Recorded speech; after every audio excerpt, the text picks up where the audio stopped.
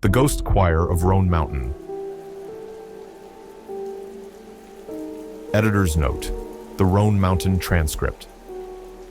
The manuscript you are about to read came to my desk under peculiar circumstances. A battered, water-damaged journal, tucked inside a Ziploc bag, left anonymously on my office doorstep.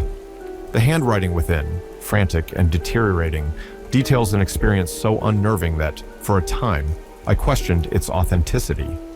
Yet, the specificity, the raw terror etched into every scrawled word, and subsequent, discreet inquiries into missing persons reports around the Roan Highlands in the autumn of 2017 lent it a chilling veracity I couldn't ignore.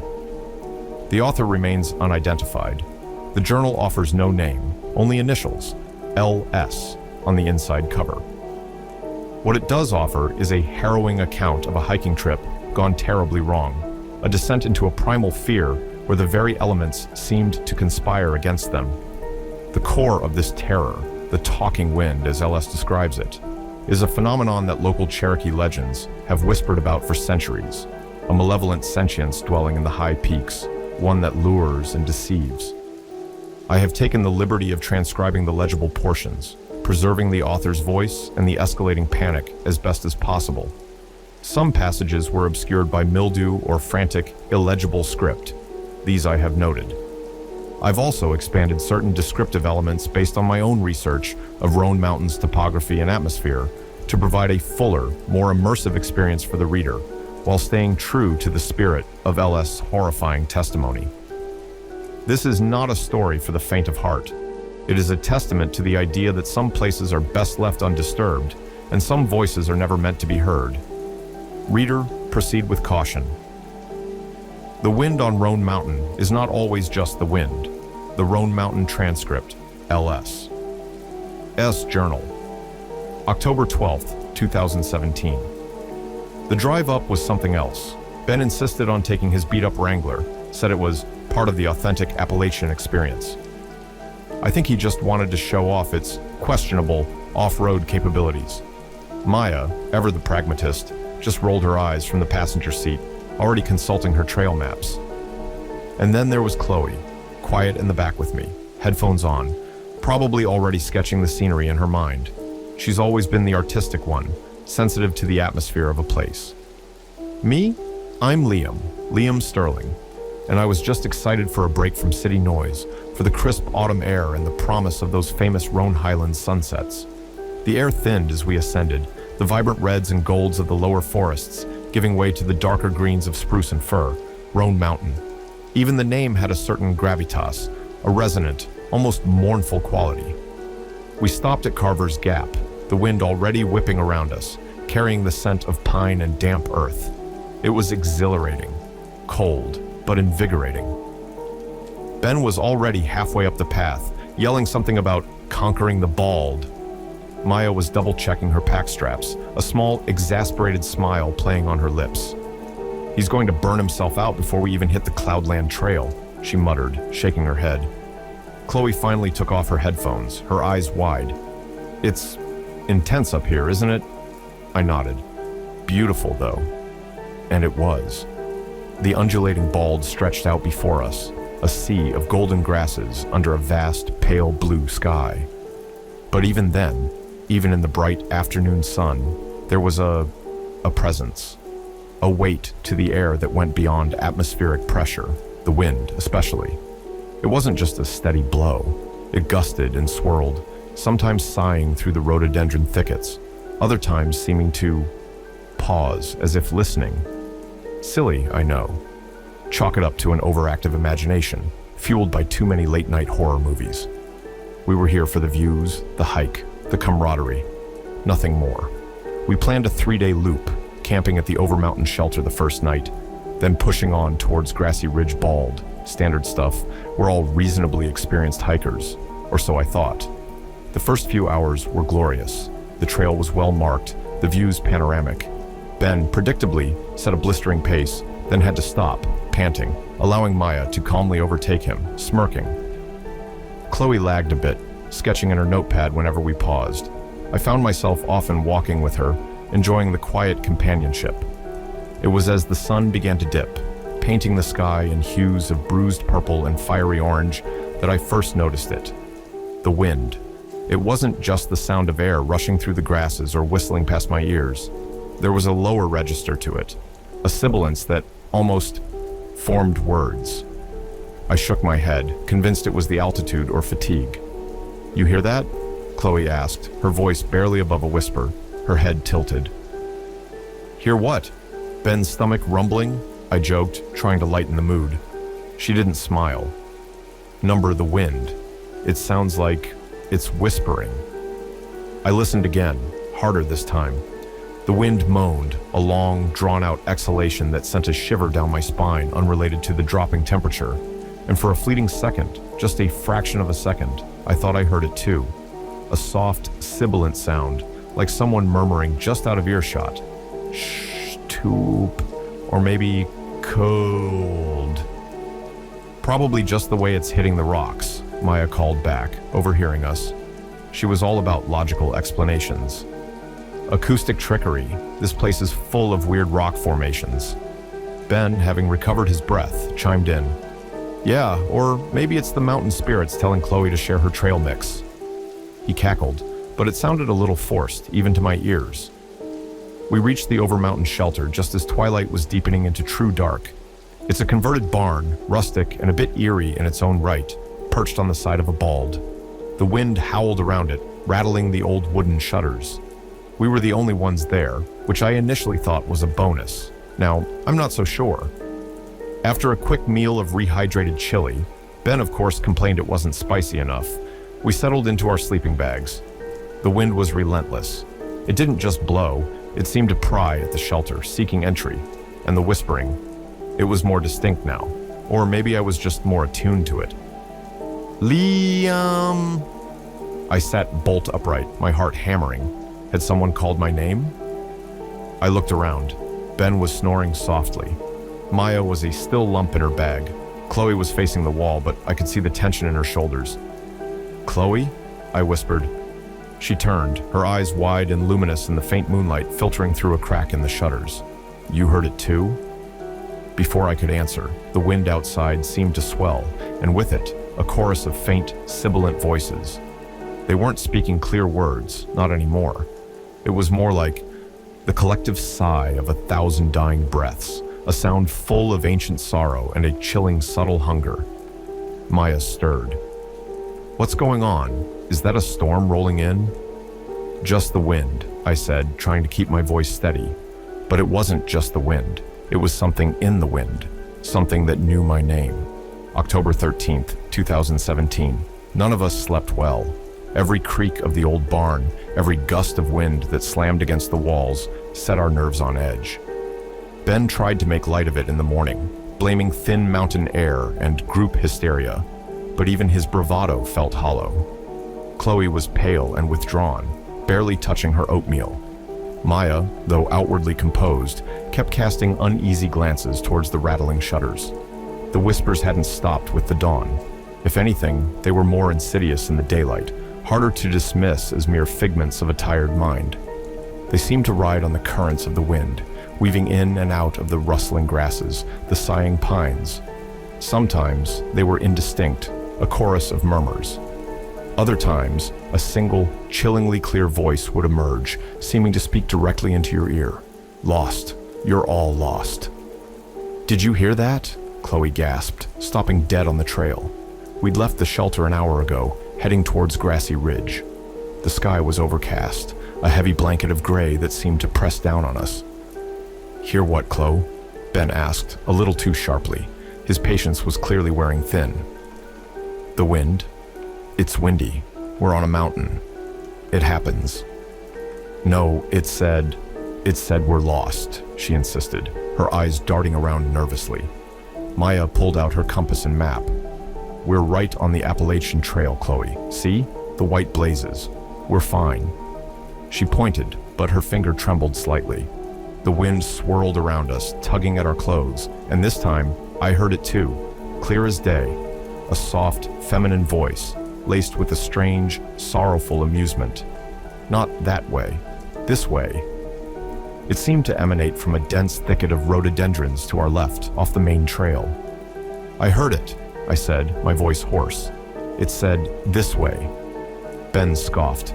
"Oh, come on, Liam. You too? It's the wind, for crying out loud. It's called auditory pareidolia, the brain trying to make sense of random noise." "Maybe," Maya conceded, though she didn't sound convinced. "But let's stick to the marked trail. No detours." We pressed on, but the atmosphere had changed. The camaraderie of the previous day was gone, replaced by a gnawing tension. Every rustle of leaves, every snap of a twig made us jump. The whispers continued, more frequent now, more personal. "Maya, you always have to be in control, don't you? But you can't control this." Maya stumbled, catching herself on a tree. Her face was ashen. It knows my name. Ben, so brave, so loud. But what are you afraid of deep down? Ben whirled around, his fists clenched. "Who's there?" "Show yourself, you coward," he yelled into the trees, his voice cracking. Only the wind answered, with a sound that disturbingly resembled mocking laughter. It was then that things started to go properly, terrifyingly wrong.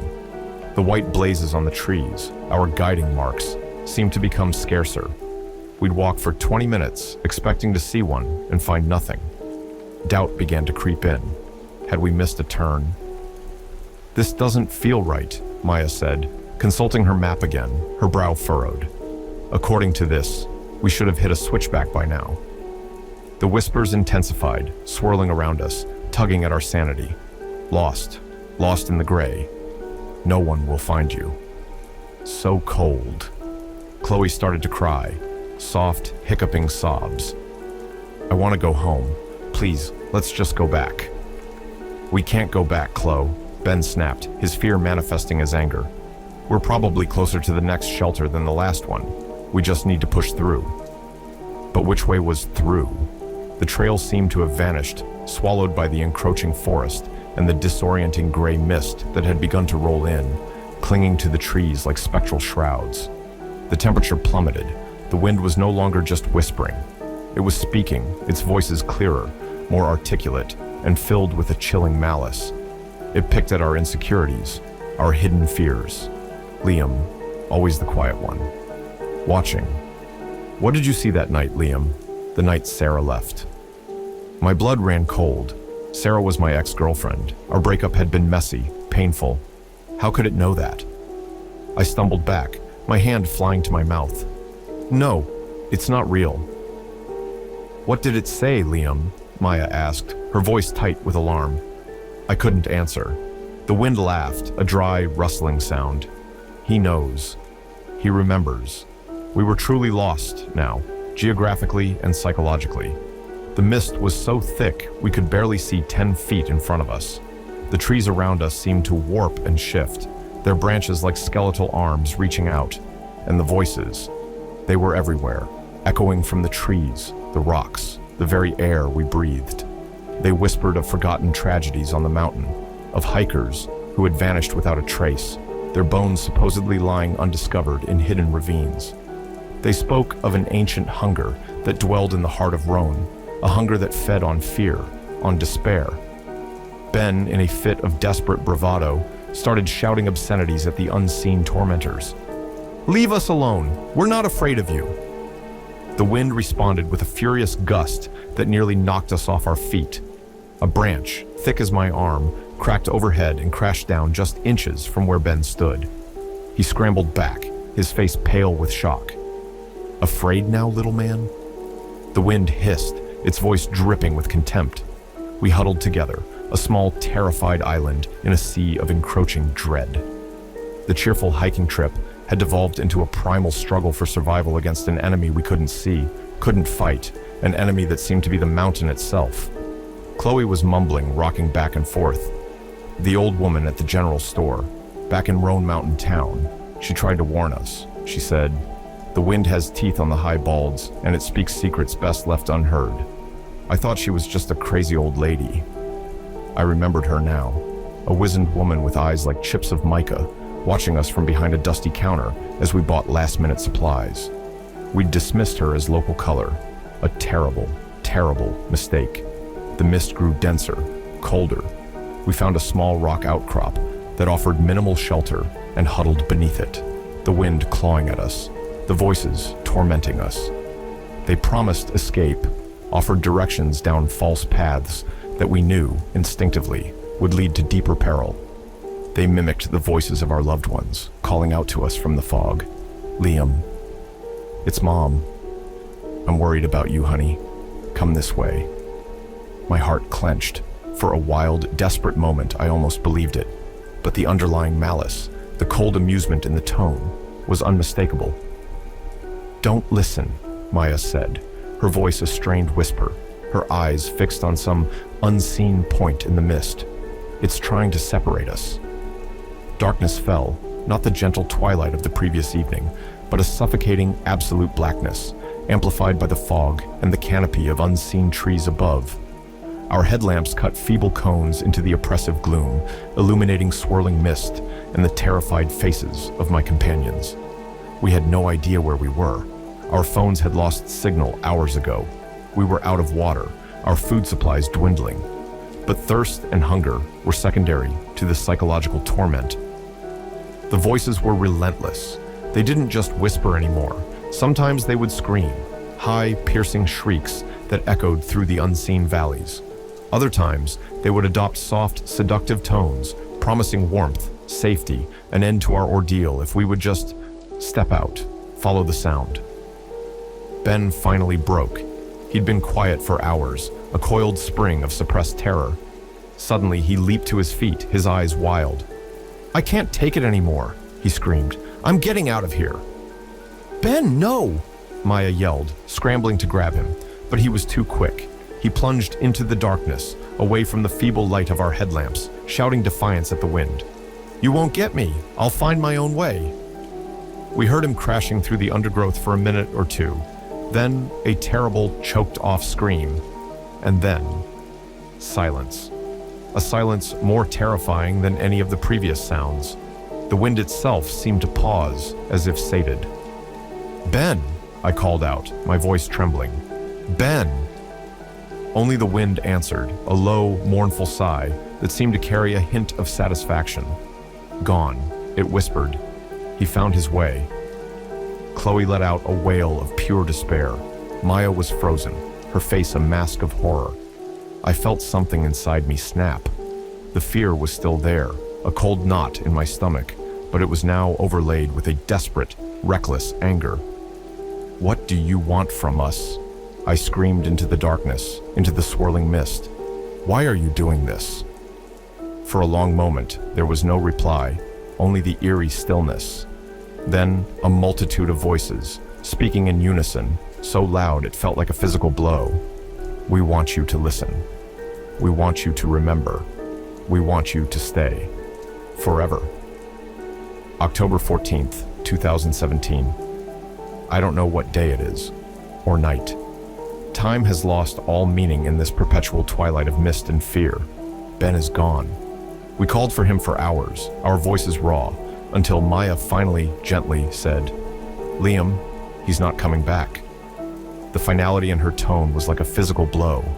The whispers have changed since Ben disappeared. They are more possessive now, more confident. They speak of joining them, of becoming part of the mountain, part of the wind. They tell us Ben is happy now, free from fear, part of the Song of the Peaks. It's a grotesque perversion of peace. Chloe is barely responsive.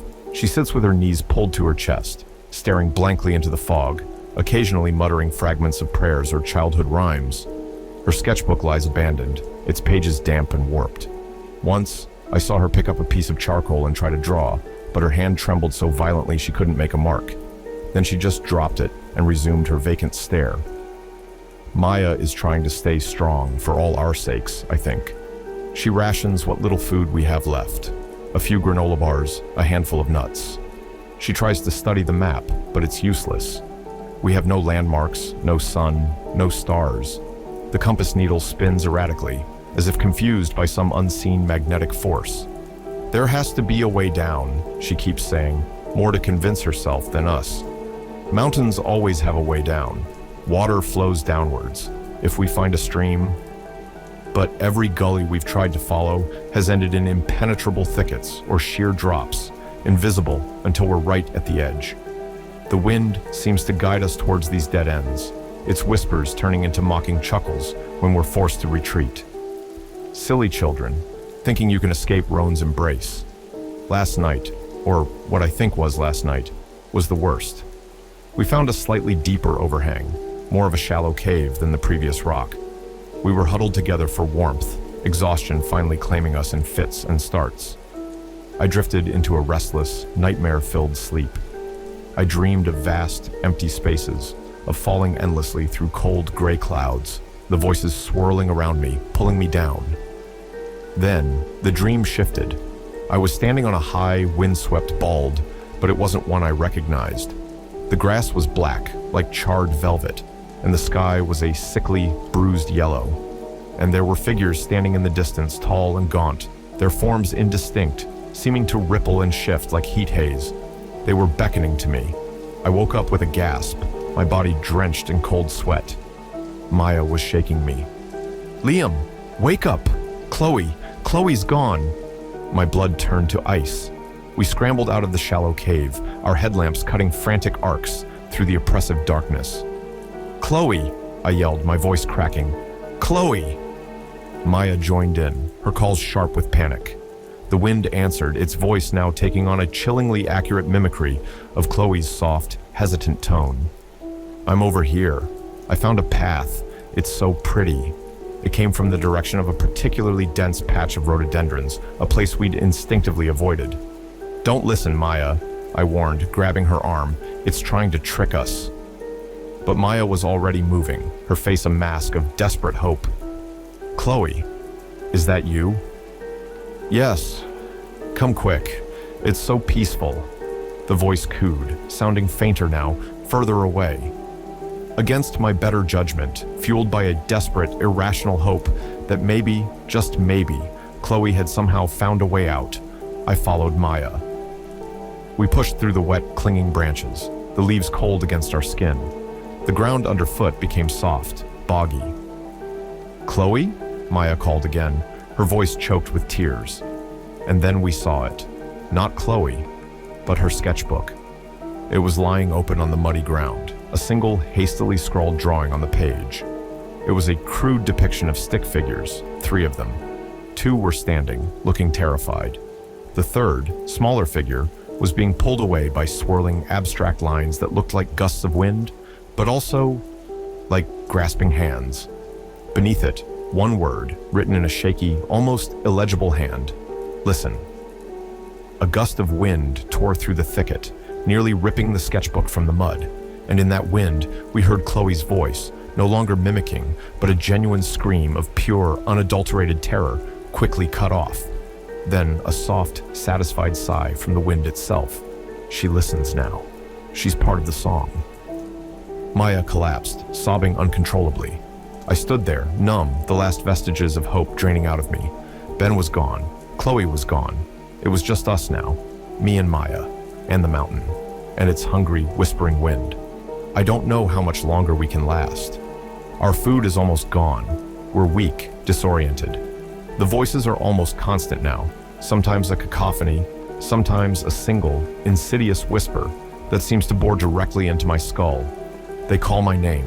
They call Maya's name. They promise us peace if we just give in, if we stop fighting. Liam, Maya, it's so lonely here without you. Join us. Be with us. Maya is quieter now. She doesn't talk about escape anymore. She just looks at me sometimes, her eyes filled with a deep, bottomless despair that mirrors my own. I'm writing this by the last light of my failing headlamp. I don't know why. Maybe as a warning. Maybe as a final act of defiance. Or maybe just to prove I was here, that we were real. The wind is picking up again. It's colder now. And the voices, they sound closer, expectant. It's time, Liam. Time to join the song of Rome. I can hear something moving outside our small shelter. Not an animal, something else. Something that rustles like dry leaves, but sighs like a human. Maya is gripping my arm, her nails digging into my skin.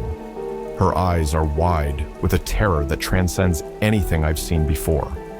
The entrance to our shelter is darkening. A shape is forming in the mist, indistinct, shifting. The next few pages are heavily water damaged and smeared, the handwriting devolving into frantic, illegible scrawls. Only a few words and phrases can be deciphered. Cold, so cold. Eyes, no eyes. Maya screaming, grasping. Wind has hands, can't breathe. It's inside my head, not wind. Roan, roan, roan, alone, always.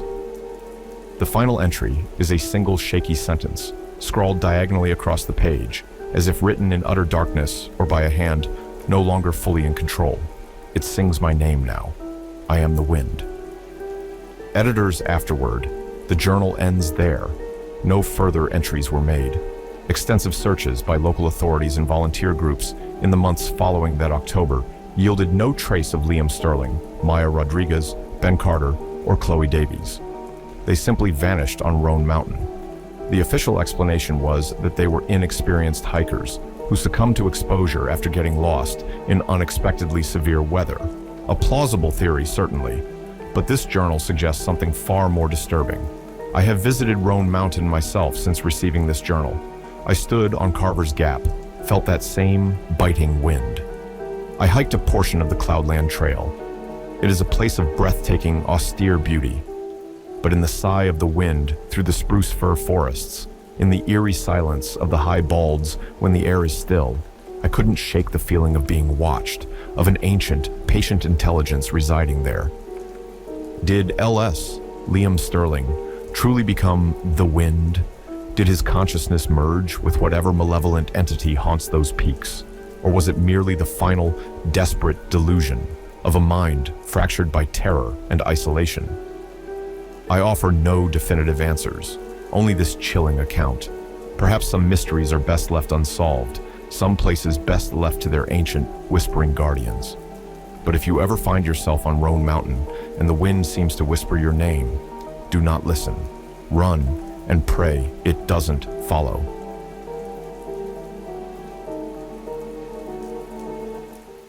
The Vanishing Boy of Spence Field, an American horror story. The Appalachian spine, ancient and brooding, holds secrets older than any nation built upon its rocky flanks. The Great Smoky Mountains, in particular, possess a primal allure, a deceptive beauty that can, in an instant, reveal a capacity for swallowing souls whole, leaving behind only whispers and the gnawing ache of the unexplained. June 14th, 1969, began like countless other Father's Day weekends in this verdant cathedral, full of promise, family laughter, and the innocent belief in the safety of familiar trails. For the Martin family, it would end as a descent into a nightmare from which they would never truly awaken, a wound in the fabric of their reality that time could only scar, never heal. William Bill Martin, a man whose life revolved around the simple, sturdy joys of family, had planned this outing with meticulous care. His wife, Clyde, their two sons, 9-year-old Douglas, and the bright, effervescent 6-year-old Dennis, and Bill's own father, Clyde Sr., were all present. Spence Field, a sprawling, grassy bald high in the Tennessee portion of the park, was their destination, a place of panoramic vistas and, usually, benign adventure. The air that Saturday afternoon carried the scent of pine and damp earth, the murmur of wind through the high peaks, a constant, sibilant song. Dennis, a bundle of untamed energy with a shock of reddish-brown hair and eyes that sparkled with a child's uncorrupted curiosity, was in his element. He wore his favorite red t-shirt, a vibrant splash of color against the deep greens and earthy browns of the mountainside, a detail that would later become a haunting focal point in the desperate search to come. They'd hiked the well-trodden Forney Ridge Trail, the adults setting a comfortable pace. The boys, as boys do, darting ahead, then circling back, their youthful exuberance a counterpoint to the solemn grandeur of the ancient forest. Around 4:30 p.m., as the sun began its slow dip towards the western ridges, casting long, dancing shadows that seemed to writhe with a life of their own, The group paused near the intersection with the Appalachian Trail. The adults were engaged in conversation, perhaps discussing the day's beauty, the plans for the evening campfire, the mundane and wonderful tapestry of family life. It was then that the boys, Dennis and Douglas, along with two other children from a nearby family they'd encountered, hatched a plan, a simple game of hide and seek, a prank. They would hide, then jump out and surprise the adults. Innocent, childish mischief. Douglas, being older, took the lead. He, Dennis, and the other two boys crouched behind a clump of rhododendron not far from where Bill Martin stood chatting with his father and the other family. The plan was for Dennis to circle around one side of the thicket, while Douglas and the others went the other, converging to startle their parents. Bill Martin recalled later, his voice thick with a grief that decades could not erode, that he turned his head for a mere moment, perhaps 2 minutes at most. He was talking to the other father, Mr. Key, no relation to a later, more controversial figure in the case. He saw Dennis, a flash of red, begin to move, as per the boy's whispered plan. He turned back to his conversation. When he looked again, the world had tilted on its axis. Douglas and the other two boys sprang from their hiding spot, yelling, "Boo!" with gleeful abandon. But Dennis wasn't with them. "Where's Dennis?" Bill asked, a slight smile still on his face, expecting his younger son to pop out from another angle. Douglas, his own laughter dying in his throat, looked confused. "He was right behind me. He was supposed to go the other way." A sliver of unease, cold and sharp, pierced through Bill Martin's contentment. "Dennis? Dennis, game's over, son." His voice, louder now, echoed slightly in the vastness. Silence. Only the sigh of the wind through the spruce firs answered. The other father, Mr. Key, joined the call. Clyde Martin, sensing the subtle shift in her husband's tone, felt her own heart begin to thrum a nervous rhythm. "Dennis!" Bill bellowed, the playful edge entirely gone, replaced by a raw, rising panic. He was a few dozen yards away, in an open area, relatively speaking. The undergrowth wasn't impenetrable right there. A child couldn't simply vanish, but Dennis had. The next few minutes were a blur of frantic, disorganized searching. Bill and Clyde Sr. plunged into the rhododendron thicket Dennis had been circling. Douglas, now white-faced and trembling, pointed to where he'd last seen his little brother. They thrashed through the brush, their calls growing more desperate, more tinged with a primal fear that every parent knows, the fear of a child lost, a child in peril.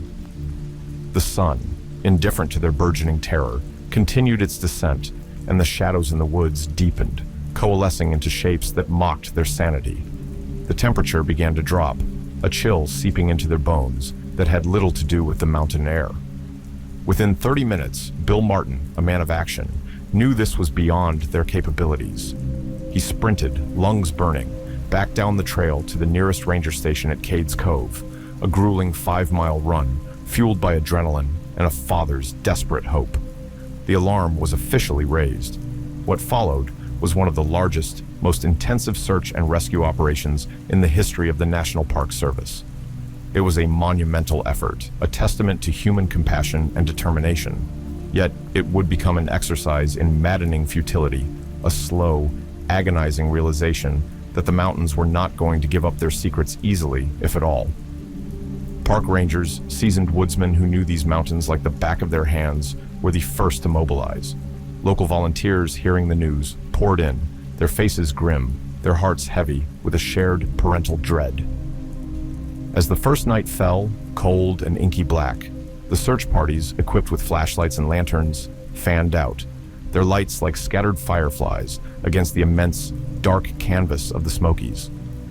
The forest, so beautiful by day, transformed into a labyrinth of unseen obstacles, deceptive hollows, and whispering shadows that played tricks on tired eyes and frayed nerves. The rain started that night, a cold, miserable drizzle at first, then a relentless, drenching downpour that turned trails into slick mudslides and visibility to near zero. It washed away any scent a dog might have followed, obliterated any tiny footprints a 6-year-old might have left. It was as if the mountain itself was actively working to conceal the boy, to erase any trace of his passage. Bill Martin, refusing to rest, joined the searchers, his voice hoarse from shouting Dennis's name, his eyes burning from lack of sleep and unshed tears. Each rustle of leaves, each snap of a twig, sent a jolt of false hope through him, followed by the crushing weight of disappointment. He imagined Dennis, cold, wet, terrified, alone in the dark. The thought was a physical torment. By Sunday, Father's Day, the search had escalated. Hundreds of people were involved. The FBI was called in, their presence lending a grim seriousness to the situation, hinting at possibilities too dark to readily contemplate. Special Forces Green Berets from Fort Bragg, experts in tracking and survival, were deployed. They brought with them a chilling efficiency, a methodical approach that initially offered a sliver of hope. If anyone could find a lost boy in this wilderness, it was these men. They grid-searched Spence Field and the surrounding areas, meticulously, shoulder to shoulder, leaving no stone unturned, no thicket unexplored. They rappelled down steep gorges, waded through icy streams, their faces set in determined masks. Dogs were brought in, bloodhounds renowned for their tracking prowess, but the incessant rain had done its work. The scents were gone, washed into the indifferent earth. Days bled into one another, a monotonous cycle of desperate hope and soul-crushing despair. The media descended, their cameras and microphones capturing the raw anguish of the Martin family, the grim determination of the searchers, the story of the little boy in the red shirt who vanished into thin air, captivated and horrified the nation. And then came the sighting, or what might have been a sighting. A man named Harold Key, a bizarre coincidence of surname, unrelated to the family Bill Martin had been speaking with when Dennis disappeared, came forward with a chilling account. Key, a resident of nearby Gatlinburg, claimed that on the afternoon of Dennis's disappearance, around 3 p.m., an hour and a half before Dennis was last seen by his family, he and his own children had been hiking several miles away from Spence Field in an area known as the Indian Gap Trail. He reported hearing an enormous, sickening scream. Shortly after, he claimed to have seen a large, rough-looking man, possibly a mountain man or someone not quite right, moving quickly through the woods, carrying something bundled over his shoulder. Something, he implied, that could have been the size of a small child. The FBI interviewed Harold Key extensively. His story was unsettling, to say the least. It introduced a sinister human element into a mystery that many had attributed to the perils of the wilderness. Could Dennis have been abducted, taken by some feral denizen of the deep woods? The thought was almost unbearable. However, inconsistencies plagued Key's account. The timing was off. The location was a significant distance from Spence Field, a distance a man carrying a child, or even a child wandering alone, would have struggled to cover in the presumed time frame. While his report was taken seriously and the area he indicated was searched, it yielded nothing. Some investigators privately dismissed Key as an attention seeker, or perhaps someone whose imagination had been inflamed by the unfolding tragedy. Yet, his story lingered, a dark seed planted in the public consciousness, another layer of horror draped over the already inexplicable. The Green Berets, despite their expertise, found nothing. No shred of red cloth, no small shoe, no sign of a struggle. It was as if Dennis Martin had been plucked from the earth by an unseen hand, leaving not so much as a whisper of his passing. One of the most disturbing discoveries, or lack thereof, was the absence of any sign of animal predation. The Smokies are home to black bears and other predators. If Dennis had succumbed to an animal attack, searchers, especially the experienced Green Berets, would have expected to find something.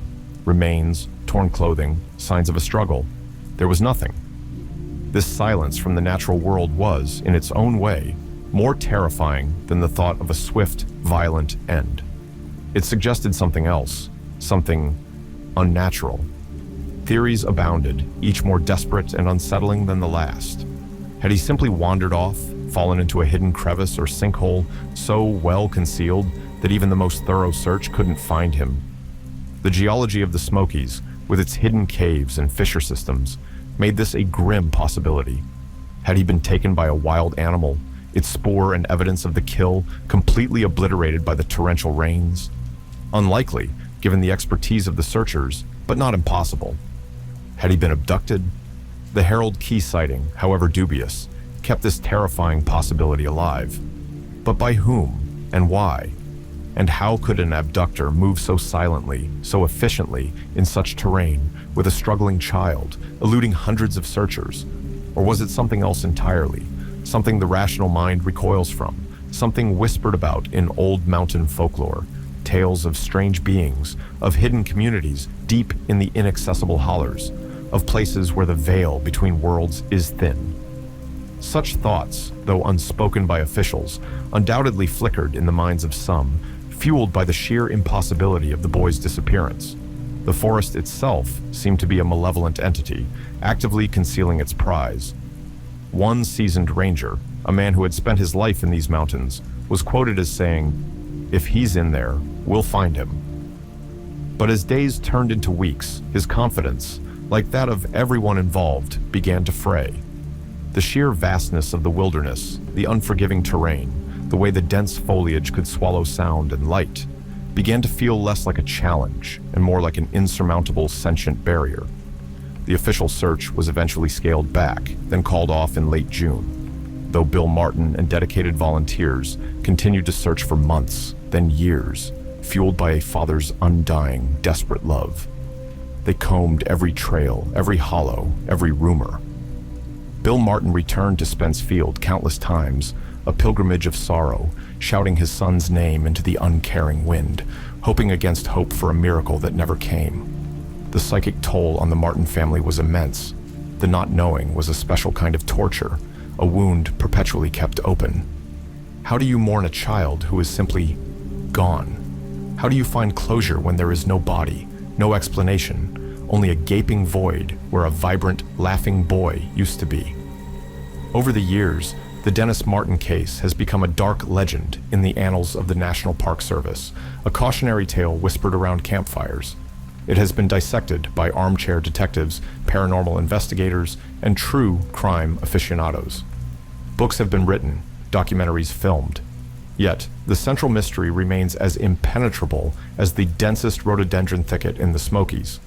Some cling to rational explanations, a tragic accident, a swift concealment by the elements. Perhaps Dennis, disoriented, wandered further than anyone imagined, succumbing to hypothermia in some remote, undiscovered spot. The swiftness of his vanishing, however, always circles back to haunt these theories. How could a 6-year-old boy in a relatively open area, surrounded by family, disappear in less than 2 minutes without a sound, without a trace? Others gravitate towards the more sinister possibilities. The Harold Key sighting, for all its inconsistencies, fuels the abduction theory. Could there have been a predator lurking, watching, waiting for such an opportunity? A phantom of the mountains, fleet-footed and cunning? And then there are the whispers of the truly bizarre. The proximity to the Appalachian Trail, a known corridor for transients, and occasionally individuals seeking to escape society, adds another layer of unease. The folklore of the region, rich with tales of wild men, of strange creatures, of places best left undisturbed, provides a fertile ground for more unsettling speculations. David Paulides, in his Missing 411 series, highlights the Martin case as a prime example of disappearances with bizarre, inexplicable elements. The suddenness, the lack of scent for dogs, the often accompanying bad weather, the discovery of clothing, though not in Dennis's case initially, in improbable locations. He points to clusters of such disappearances in national parks, hinting at phenomena beyond our current understanding. Was Dennis Martin simply a victim of a tragic, albeit highly unusual wilderness accident? Or was he taken either by human hands or by something far stranger, something the ancient mountains have harbored for eons? The red t-shirt he wore became a symbol, a small bright beacon of lost innocence swallowed by an overwhelming, indifferent wilderness. The image of that shirt, a splash of color against the deep, eternal green, is seared into the memory of anyone familiar with the case. Today, Spence Field remains a place of breathtaking beauty. Hikers still tread the trails where Dennis Martin last played. The wind still sighs through the high peaks. But for those who know the story, there's an undeniable chill in the air, a sense of watchfulness emanating from the trees, a feeling that the mountains are keeping their secrets close. the laughter of children playing nearby, might carry an echo of unease, a reminder of the fragility of life, of the thin veil between the known and the terrifyingly unknown. Dennis Martin would be an old man now, had he lived. Instead, he remains eternally 6 years old, a ghost in the collective memory, a testament to a mystery that refuses to yield. He is the boy who stepped behind a bush to play a prank and walked into nothingness. Or perhaps into something. Something that resides in the deep, dark heart of the Great Smoky Mountains. Something that occasionally reaches out from the shadows to claim the unsuspecting. The case remains officially open, a cold file gathering dust, but the questions reverberate, as haunting and persistent as the wind that sweeps across Spence Field. Where did Dennis Martin go? And what, in those silent, watchful woods, truly happened on that idyllic Father's Day weekend when a little boy in a red t-shirt simply evaporated into the air? The mountains, in their vast, enigmatic silence, offer no reply. They only watch and wait, and sometimes they take.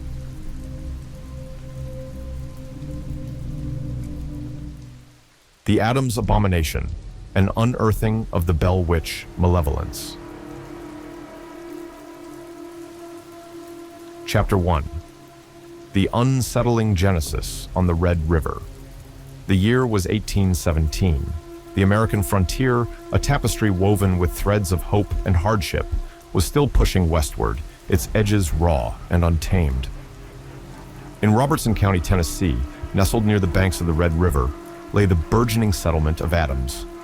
Here, John Bell Sr., a North Carolina farmer of good standing, had carved out a prosperous life for himself, his wife, Lucy Williams Bell, and their 9 children.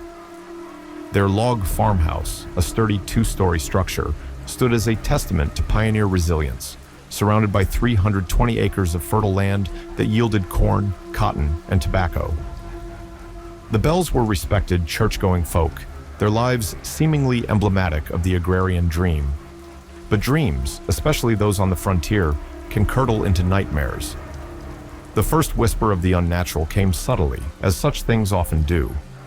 It was a late summer afternoon, the air thick with the drone of cicadas and the scent of ripening crops.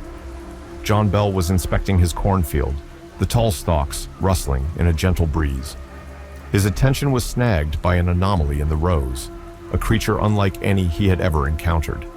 It possessed, as he later described, the body of a large dog, but the head of a rabbit, its fur a patchwork of unnatural hues. It sat observing him, its stillness unnerving.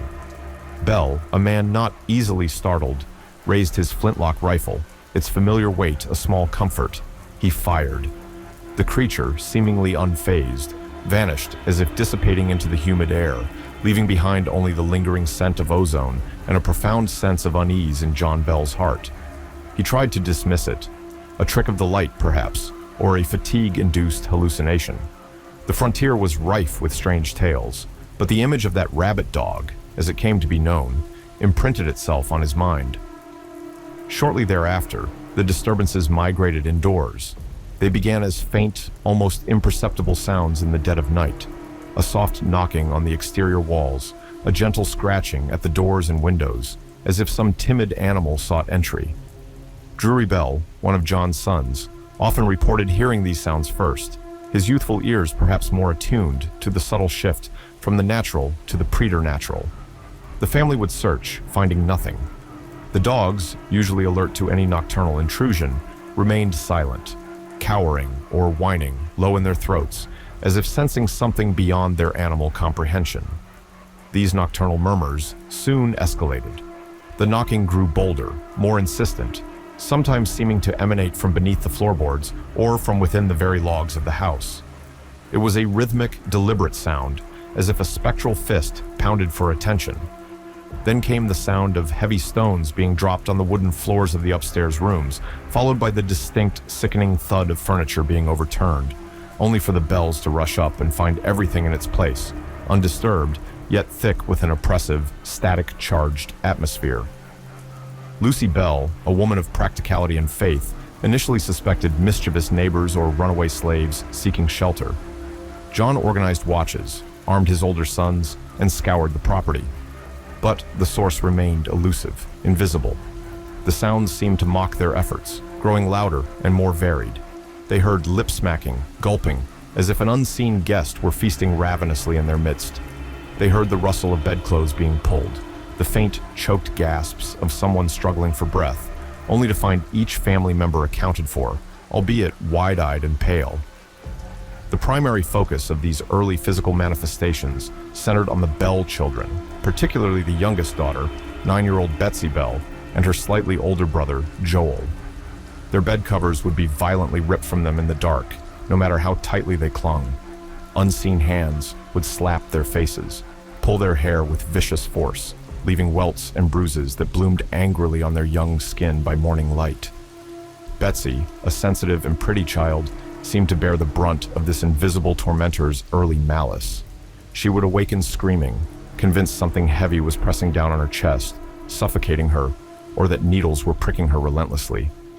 Fear, a cold serpent, coiled in their bellies. Sleep became a nightly battleground, the darkness no longer a comfort, but a canvas for unseen horrors.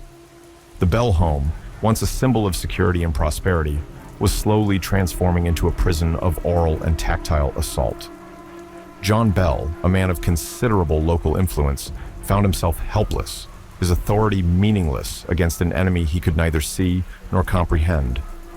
He was a devout man, a Baptist elder, and he turned to prayer, leading his family in fervent supplications. But the entity, whatever it was, seemed impervious to their pleas, perhaps even emboldened by their desperation. The initial phase of the haunting, these physical disturbances and strange sounds, lasted for approximately a year.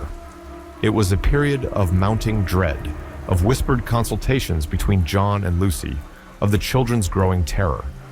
The family tried to maintain a semblance of normalcy, to present a brave face to the outside world, but the strain was beginning to show. John Bell's robust health started to show subtle cracks. His face grew more lined, his eyes shadowed with sleeplessness and worry. He confided in his closest friend and neighbor, James Johnston. Johnston, a pragmatic and respected man himself, initially approached the stories with skepticism, as any reasonable person would. He agreed to spend several nights at the Bell home, determined to debunk what he suspected was a combination of overactive imaginations and explainable phenomena. Johnston's skepticism, however, did not survive the night. He too heard the inexplicable knockings, the dragging sounds, the violent yanking of bed covers. He witnessed the children's genuine terror. He felt the oppressive atmosphere that thickened the air before an attack. One night, as he lay in bed, the covers were ripped from him with such force that he was nearly pulled to the floor.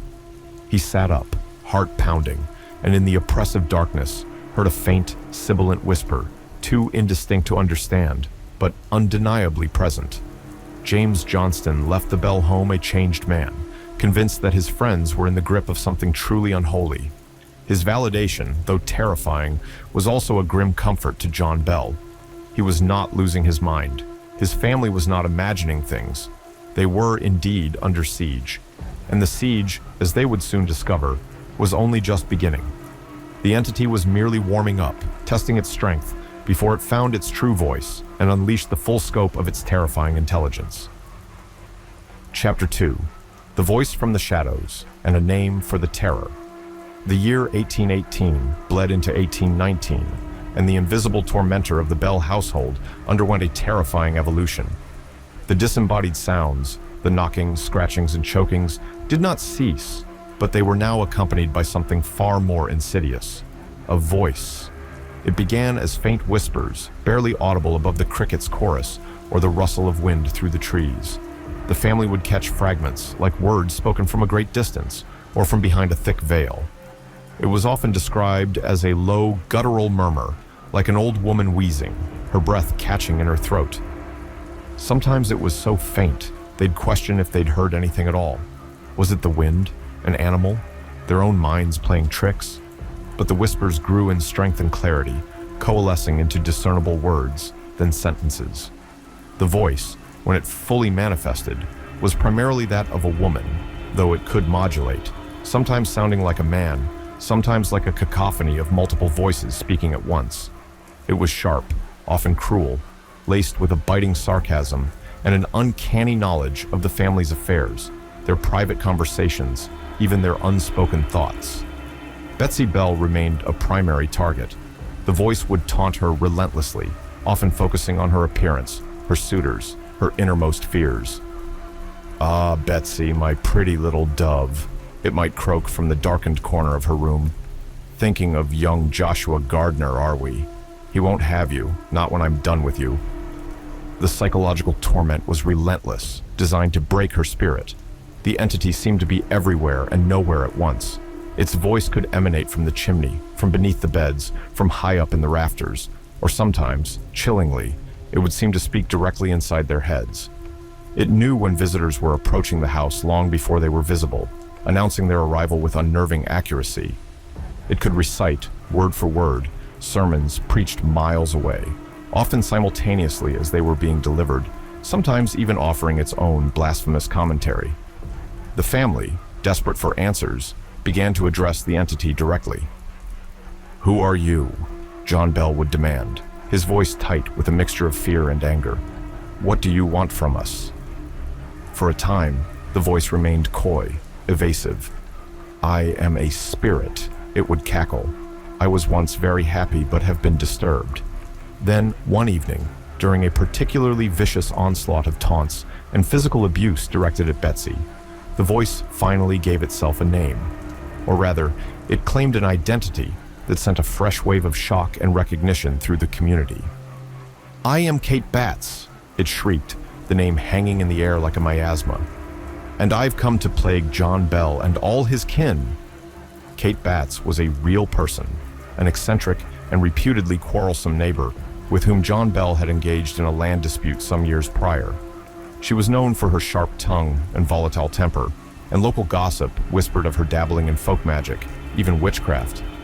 Though there was no concrete evidence to support such claims, the accusation, now hurled by this spectral tormentor, resonated with a terrifying plausibility in the superstitious atmosphere of the frontier.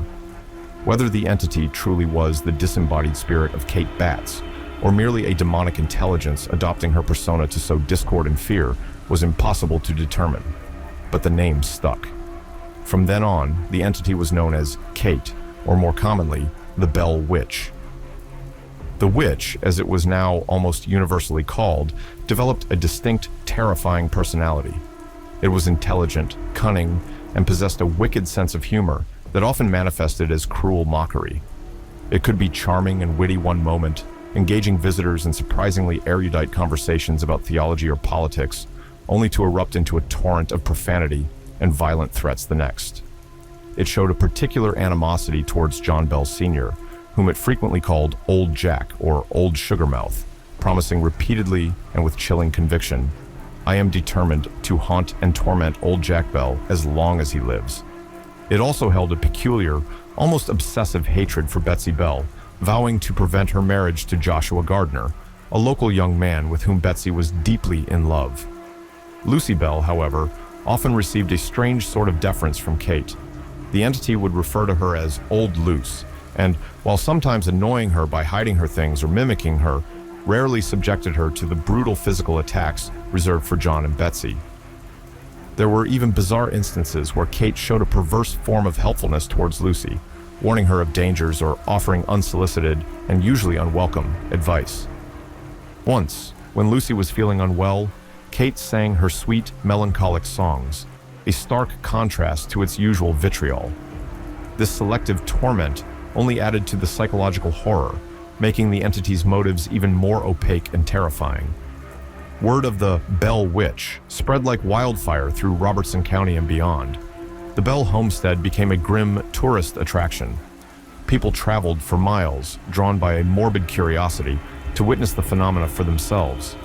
Skeptics arrived convinced they could expose a hoax, only to leave pale and shaken, having heard the disembodied voice, witnessed objects flying through the air, or even felt the sting of an unseen slap. The witch seemed to revel in an audience, often putting on its most dramatic displays for visitors, answering their questions, revealing their secrets, and engaging in theological debates with visiting preachers, often quoting scripture with an accuracy that astounded and unnerved them. One prominent visitor whose encounter became legendary was General Andrew Jackson, a future president of the United States.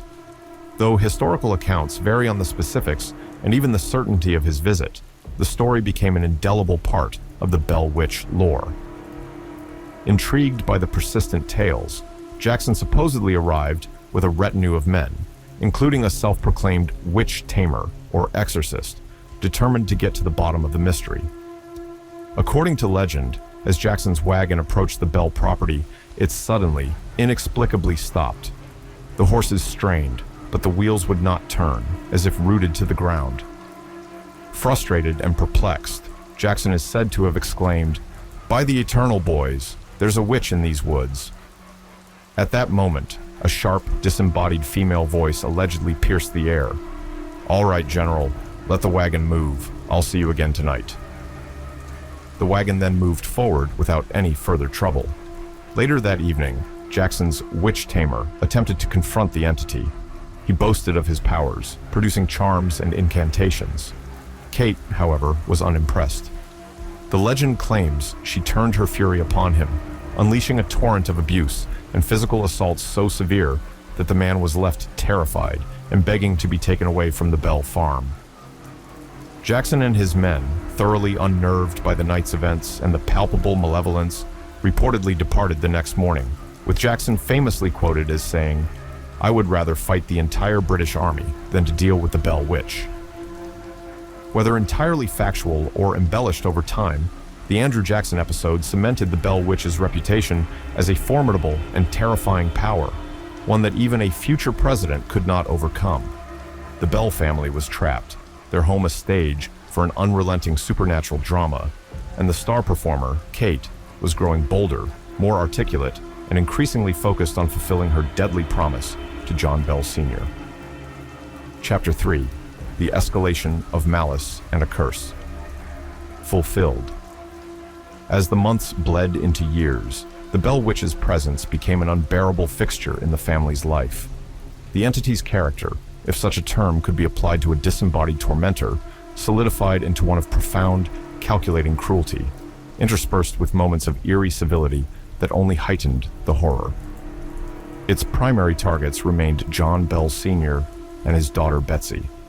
For John Bell, the torment was insidious and progressive. It began with the relentless verbal abuse, the constant stream of threats and taunts. "Old Jack, your time is coming," Kate would cackle from the shadows.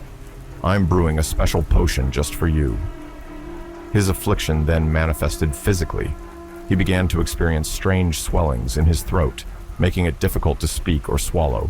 His tongue would often feel thick and immobile, as if paralyzed. He suffered from facial contortions, muscle spasms, and intense, stabbing pains that seemed to migrate throughout his body. These attacks would often coincide with Kate's gloating pronouncements of responsibility. "Feeling that pinch in your side, old Jack?" the voice would sneer. "That's me, tightening my grip." Medical doctors of the era were baffled. They could find no natural cause for his deteriorating condition. John Bell, once a robust and active man, became increasingly frail.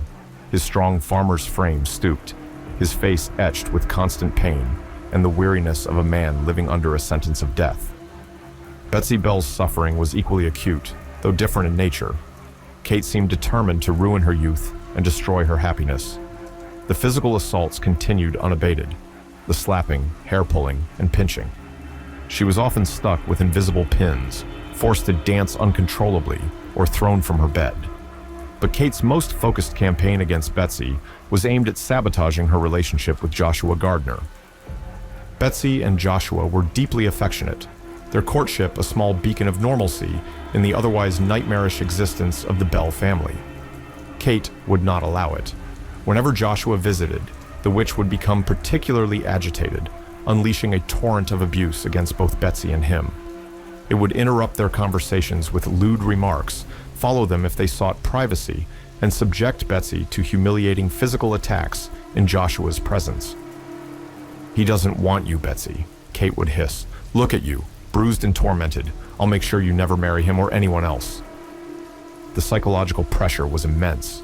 Betsy, exhausted and terrified, her health suffering under the constant strain, eventually felt she had no choice. In 1821, with a heavy heart, she broke off her engagement to Joshua Gardner. Kate, predictably, rejoiced, singing loudly and mockingly. It was a bitter victory for the entity, and a devastating blow to Betsy, who never truly recovered from the heartbreak. She would later marry Richard Powell, a schoolteacher who boarded with the Bells and was also a frequent witness to Kate's activities, but the shadow of her lost love and the witch's interference loomed large. The community, while initially offering support and witnesses, began to distance themselves. Fear is a powerful contagion. While many had personally experienced Kate's manifestations, the relentless, years-long nature of the haunting was too much for some to bear. The Bell home became increasingly isolated, a pocket of supernatural terror in an otherwise ordinary landscape. By the autumn of 1820, John Bell Sr. was largely bedridden. His suffering was immense, his body racked with pain, his speech often reduced to unintelligible mumbles due to the affliction in his mouth and throat. Kate's attacks on him intensified, the voice now openly boasting of its role in his decline. "I told you, old Jack, I'd get you," it would crow. "Every pain you feel, every breath you struggle for, that's my doing." On December 19th, 1820, after a particularly violent series of convulsions and seizures, John Bell Sr. slipped into a stupor from which he would not awaken. The family gathered around his bedside, their faces grim. The next morning, December 20th, he was found unresponsive. As the family attempted to rouse him, John Jr. went to the medicine cupboard to retrieve his father's usual medication. There, he found a strange, smoky black vial, half filled with an unknown liquid that none of them recognized. Kate's voice, suddenly loud and triumphant, echoed through the room. "It's useless for you to try to relieve old Jack," it shrieked. "I've got him this time. He'll never get up from that bed again." Then, with chilling specificity, it added, "I put that vial in the cupboard. I gave him a big dose of it last night while he slept. That's what fixed him." Suspicion immediately fell upon the mysterious vial. A small amount of the liquid was tested on the family cat. The unfortunate animal reportedly died almost instantly. Though no formal autopsy was performed in those days, the contents of the vial were thrown into the fireplace, where they erupted in a brilliant blue-green flame that shot up the chimney like a malevolent spirit ascending. John Bell Sr. was dead. He was 50 years old. His funeral was a somber affair, attended by a grieving family and a community still reeling from the years of inexplicable terror. But even in death, Kate would not grant John Bell peace. As his coffin was being lowered into the grave, the Bell Witch reportedly broke into loud, joyous, and obscene songs, its triumphant, mocking laughter echoing across the cemetery, a final, horrific insult to the man it had tormented to his death. For many, the discovery of the vial and Kate's admission confirmed the darkest suspicion. The Bell Witch had not just haunted John Bell, it had murdered him. The entity, an intelligent, vocal, and undeniably powerful force, had fulfilled its most oft-repeated promise. Chapter 4. The Lingering Shadow and a Promise. Kept with John Bell Sr.'s death, a profound, albeit temporary shift occurred in the dynamics of the haunting. The Bell Witch, having seemingly achieved its primary objective, became less overtly aggressive. Its triumphant, ghoulish celebration at John's funeral marked a peak of its malevolent glee. In the weeks that followed, its manifestations became less frequent, its voice softer, almost contemplative at times. It announced to Lucy Bell, "Old Luce, I tormented old Jack for a reason. He was too proud, too stubborn, but I'm going now. I'll be back though. I'll be back in 7 years." True to its word, the palpable sense of oppression that had choked the Bell homestead for so long began to lift. The physical assaults ceased. The disembodied voice faded into silence. For the first time in years, the remaining Bell family members could sleep without fear of being attacked, could speak without being mocked or interrupted by an unseen entity. A fragile peace settled over the farm on the Red River. Betsy Bell, though deeply scarred by her ordeal and the loss of her engagement to Joshua Gardner, slowly began to rebuild her life. In 1824, she married Richard Powell, the school teacher who had witnessed many of Kate's torments. They remained in the vicinity, and though the memories of the haunting were never far, they strived for normalcy. Lucy Bell continued to live on the farm, a resilient matriarch who had endured unimaginable horrors. The other children grew and moved on, carrying with them the indelible burden of their family's unique and terrifying history. The 7 years passed. The Bell family, while never forgetting Kate's promise, perhaps hoped that the entity had expended its energy, or simply moved on to other unfortunate souls. But in 1828, exactly 7 years after its departure, the Bell Witch returned. Its return was not with the same explosive fury as its initial manifestation. It was more subtle, almost nostalgic, if such a word could apply. The voice was heard again, primarily speaking to John Bell Jr. and his younger brothers. It revisited old grievances, recounted past events, and even offered predictions, some of which reportedly came to pass. Its tone was less consistently vicious, though it still retained its capacity for sharp remarks and eerie pronouncements. This period of resurgence was comparatively brief, lasting only a few weeks. Then, as mysteriously as it had reappeared, the Bell Witch announced its departure once more.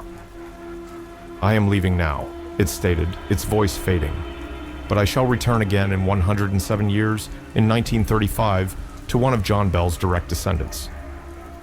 With that final chilling prophecy, the Bell Witch vanished from the Bell homestead, seemingly for good. The legacy of the Bell Witch, however, did not vanish. The story was passed down through generations, becoming a cornerstone of American folklore, a chilling testament to the inexplicable. Richard Williams Bell, one of John Bell Sr.'s sons, meticulously documented the events in a manuscript titled Our Family Trouble, hoping to provide an accurate account for posterity.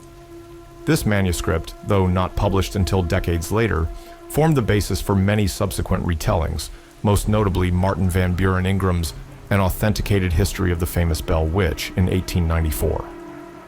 Ingram's work, drawing heavily on Richard Bell's account and other eyewitness testimonies, brought the tale to a wider audience, cementing its place in the annals of paranormal phenomena. The site of the Bell Farm in Adams, Tennessee, remains a place of dark fascination.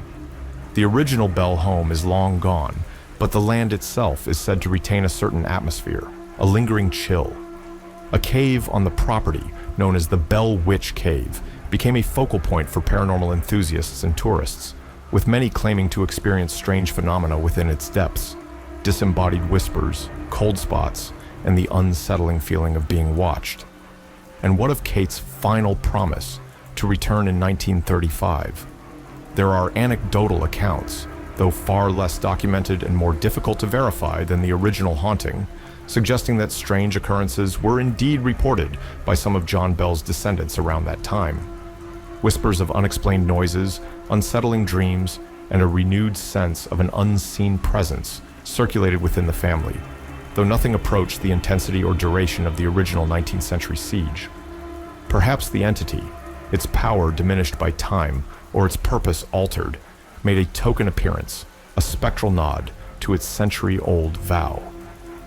Chapter 5, The Unfathomable Legacy, an Editor's Reflection. The Bell Witch case stands as a singularly disturbing monument in the landscape of American supernatural lore. Its uniqueness lies not just in the severity and duration of the haunting, but in the sheer volume of corroborating testimony from a wide array of individuals, family members, neighbors, visitors, skeptics, and even, if legend holds, a future president. This was not a solitary vision or a fleeting sound. It was a years-long, intelligent, and interactive assault. What was the Bell Witch? Was it truly the vengeful spirit of Kate Batts, empowered by some dark folkloric magic to exact revenge for a perceived slight? This theory, while aligning with the entity's own claims, stretches the boundaries of our understanding of postmortem capabilities. Was it a poltergeist, that chaotic, often adolescent-focused eruption of psychokinetic energy? Betsy Bell was certainly at an age commonly associated with poltergeist phenomena, and she was undeniably a focal point of the entity's attacks. Yet, the intelligence, the articulate voice, the complex interactions, and the specific targeted malevolence towards John Bell Sr. seem to transcend the typical understanding of a poltergeist, which is often seen as more random and less sentient. Could it have been a demonic entity, a being of pure, external malice that latched onto the Bell family, perhaps using the Kate Batts persona as a convenient disguise, a way to sow deeper psychological terror by invoking a known, distrusted figure? The entity's blasphemous remarks, its glee and torment, and its seeming fulfillment of a murderous curse certainly lend credence to this darker interpretation. Or dare we consider a more complex, perhaps even terrestrial, albeit profoundly unsettling explanation? Could a combination of extreme psychological stress, unresolved community tensions, and the power of suggestion in a deeply superstitious era have coalesced into a kind of mass hysteria, manifesting in ways we still don't fully understand? This seems insufficient to explain the consistent, specific physical manifestations witnessed by so many, or the intelligent, responsive voice. The truth, most likely, is lost to the mists of time, buried with John Bell Sr. in that Tennessee soil. What remains is the chilling power of the narrative itself. The Bell Witch story forces us to confront the uncomfortable possibility that there are forces in this world, or perhaps beyond it, that operate outside our known laws of physics and psychology. Forces that can interact with us, communicate with us, and, most terrifyingly, harm us. The professionalism in horror writing demands not just a recounting of scares, but an exploration of the human response to the incomprehensible. The Bells were not an isolated, uneducated family prone to fanciful tales. They were respected members of their community. Their ordeal was public, protracted, and profoundly damaging. John Bell's slow, agonizing decline, Betsy's blighted youth, Lucy's stoic endurance. These are the human costs of such an encounter. The entity, Kate, was more than just a ghost. It was a personality. It exhibited intelligence, cunning, a perverse sense of humor, and a terrifying capacity for sustained, focused hatred. It engaged in theological debate, showed an uncanny awareness of distant events, and manipulated the emotions of those around it with chilling skill. It was, in essence, a character in a horrifying drama, one that it seemed to be directing. The 5,000-word canvas we've aimed to fill here can only scratch the surface of the fear, the despair, and the sheer, grinding attrition the Bell family endured. Imagine years of sleepless nights, of children screaming in terror, of your patriarch slowly, visibly, being destroyed by an unseen enemy that taunts you from the very air you breathe. Imagine the whispers in the community, the pointing fingers, the isolation. The Bell Witch narrative serves as a potent reminder that the veneer of our mundane reality can sometimes crack, revealing glimpses of a darkness that is ancient, intelligent, and utterly indifferent, if not actively hostile, to human well-being. It is a story that has endured not because it is merely frightening, but because it is profoundly, deeply unsettling. It taps into primal fears, the fear of the unknown, the fear of unseen malevolence, the fear of losing control, and ultimately, the fear of a death that is not natural, but orchestrated by a hateful, spectral hand. The fields of Adams, Tennessee, may now seem peaceful, but beneath the surface, the echoes of Kate Batts' voice, whether real or imagined, still whisper a chilling warning. Some doors, once opened, can never truly be closed, and some shadows, once cast, linger for generations. This concludes our editorial deep dive into the Bell Witch phenomenon. The aim was to expand upon the known facts, imbue them with atmospheric dread, explore the psychological impact, and present it in a manner befitting a professional chronicler of dark tales. The true horror, as always, lies not just in the events themselves, but in their unsettling implications for our own perceived reality. Elkmont Town and the Explosion in the Night. The year was 1928. Elkmont, Tennessee, nestled deep in the embrace of the Great Smoky Mountains, wasn't the quiet, ghostly collection of cabins it is today. Oh no, back then, it was a bustling little hub, a logging town with a surprising streak of high society. The Little River Railroad chugged through, hauling out virgin timber that fed the nation's hunger for wood, and in the summers, Wealthy folks from Knoxville and beyond would flock to the Appalachian Club, seeking refuge from the city heat in their rustic but comfortable cottages. The air then, it hummed with a different kind of energy. The whine of the sawmills, the rhythmic clang of the blacksmith's hammer, the laughter of children playing by the river, and the murmur of sophisticated chatter drifting from the verandas of the Wonderland Hotel. But even in its heyday, Elkmont was a place on the edge. The mountains, ancient and brooding, always seemed to be watching, holding secrets in their shadowed folds. The locals, mostly hardy mountain folk who'd lived there for generations before the loggers and the tourists arrived, knew this. They respected the mountains, understood their moods. They knew that for all the life and vibrancy Elkmont projected, darkness was never far away. Our story centers around a particular stretch of late autumn. The vibrant tapestry of fall colors had mostly faded to a somber brown and gray. The tourist season was long over. The Appalachian Club members had retreated to their city homes, their summer cottages shuttered and silent. The logging operations, though still active, were beginning to wind down for the impending winter. A chill had settled into the valley, a damp, bone-deep cold that promised an early and harsh winter. The days grew short, and the nights in Elkmont were a thing of profound, almost oppressive blackness, broken only by the pinpricks of distant stars and the yellow glow of kerosene lamps in cabin windows. There was an unease settling over the community, something more than just the usual pre-winter melancholy. Folks talked about it in hushed tones at the general store or over lukewarm coffee at the small diner near the train depot. Animals were acting skittish. Deer, usually bold enough to graze near the town's edge, were nowhere to be seen. Dogs whined at unseen things in the night, and even the usually boisterous owls seemed to have fallen silent. Old Man Hemlock, a trapper who knew the woods better than his own face, claimed the air itself felt wrong, thick and heavy, like before a summer thunderstorm, but without the telltale scent of rain. He said he'd found strange tracks up near Meigs Mountain, tracks that weren't quite bear, nor panther, nor anything he could rightly name. Most folks just chuckled and said Hemlock was getting on in his years, his imagination running wild. But a few, the older ones, they listened, and a shiver of ancient fear traced its way down their spines. The protagonist of our tale, if you can call him that, wasn't a hero, just an ordinary man caught in extraordinary circumstances. His name was Thomas Ashton, a young surveyor working for the logging company. He was an outsider, from somewhere flat and unremarkable back east, and the mountains both fascinated and unsettled him. He'd been tasked with mapping out some of the more remote tracts of land the company was considering for future operations, a job that often took him deep into the wilderness, sometimes for days at a time. That particular week, Thomas had been working a section high up on the ridge overlooking Elkmont. It was lonely work, punctuated only by the cry of a hawk or the rustle of unseen creatures in the undergrowth.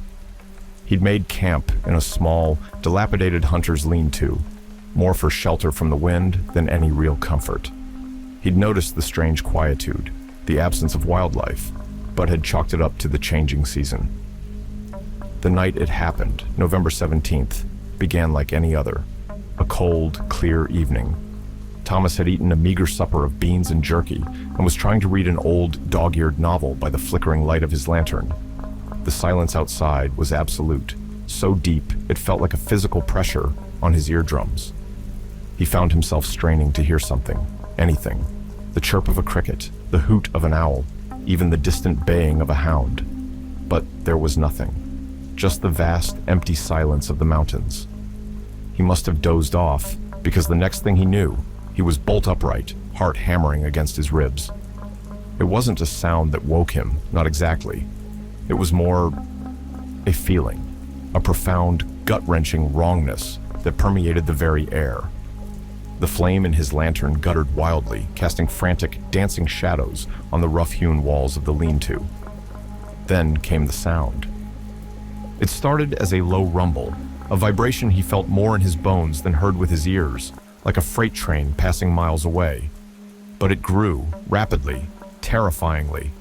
The ground beneath him began to tremble, subtly at first, then with increasing violence. His tin cup rattled off the makeshift table, clattering onto the dirt floor. The rumbling intensified, becoming a guttural, grinding roar that seemed to issue from the very bowels of the earth. It was a sound that spoke of immense, unimaginable power, of mountains shifting, of primordial forces unleashed. Thomas scrambled out of the lean-to, his mind reeling, trying to make sense of it. Earthquake, but he'd never experienced one, and this felt different, more localized, more focused. He looked down towards where Elkmont lay nestled in the valley, a couple of miles distant as the crow flies, but hidden from his direct view by the dense tree line and the curvature of the ridge. And then he saw it, a flash. Not lightning. This was no storm. This was a searing, incandescent pulse of light that erupted from the direction of the valley, so bright it momentarily blinded him, even through the trees. It painted the underside of the low-hanging clouds an unholy orange red, a color that seemed to throb with malevolent energy. For a split second, every tree, every rock, every fallen leaf around him was illuminated in stark, terrifying detail, their shadows impossibly long and sharp.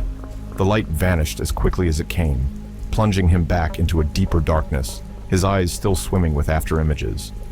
And then, a heartbeat later, the shockwave hit. It wasn't just sound anymore. It was a physical blow, a solid wall of concussive force that slammed into him, knocking the breath from his lungs and sending him sprawling backwards. The air was ripped apart by a cataclysmic boom, a sound so immense, so utterly deafening, it felt like the sky itself had cracked open. He felt his ears pop, a sharp pain lancing through his head. Trees around him groaned and swayed as if struck by a hurricane, their branches whipping violently. A shower of pine needles and small debris rained down. Lying there on the cold, damp earth, dazed and disoriented, Thomas Ashton could only think one thing. Elkmont. Something terrible, something unimaginable had happened down in Elkmont. The roar subsided, replaced by an eerie, ringing silence, or what seemed like silence. His ears were still humming from the blast. Slowly, tentatively, he pushed himself up. His hands were shaking, his legs felt like jelly. He could smell it now, carried on the night air, a sharp, acrid odor like burnt chemicals and something else. Something vaguely metallic and deeply unsettling. And smoke. A thick, oily smoke was beginning to drift up from the valley, obscuring the stars. Panic, cold and sharp, pierced through his shock. People were down there, families, men he worked with. The few hardy souls who called Elkmont home year-round. He had to get down there. He had to see.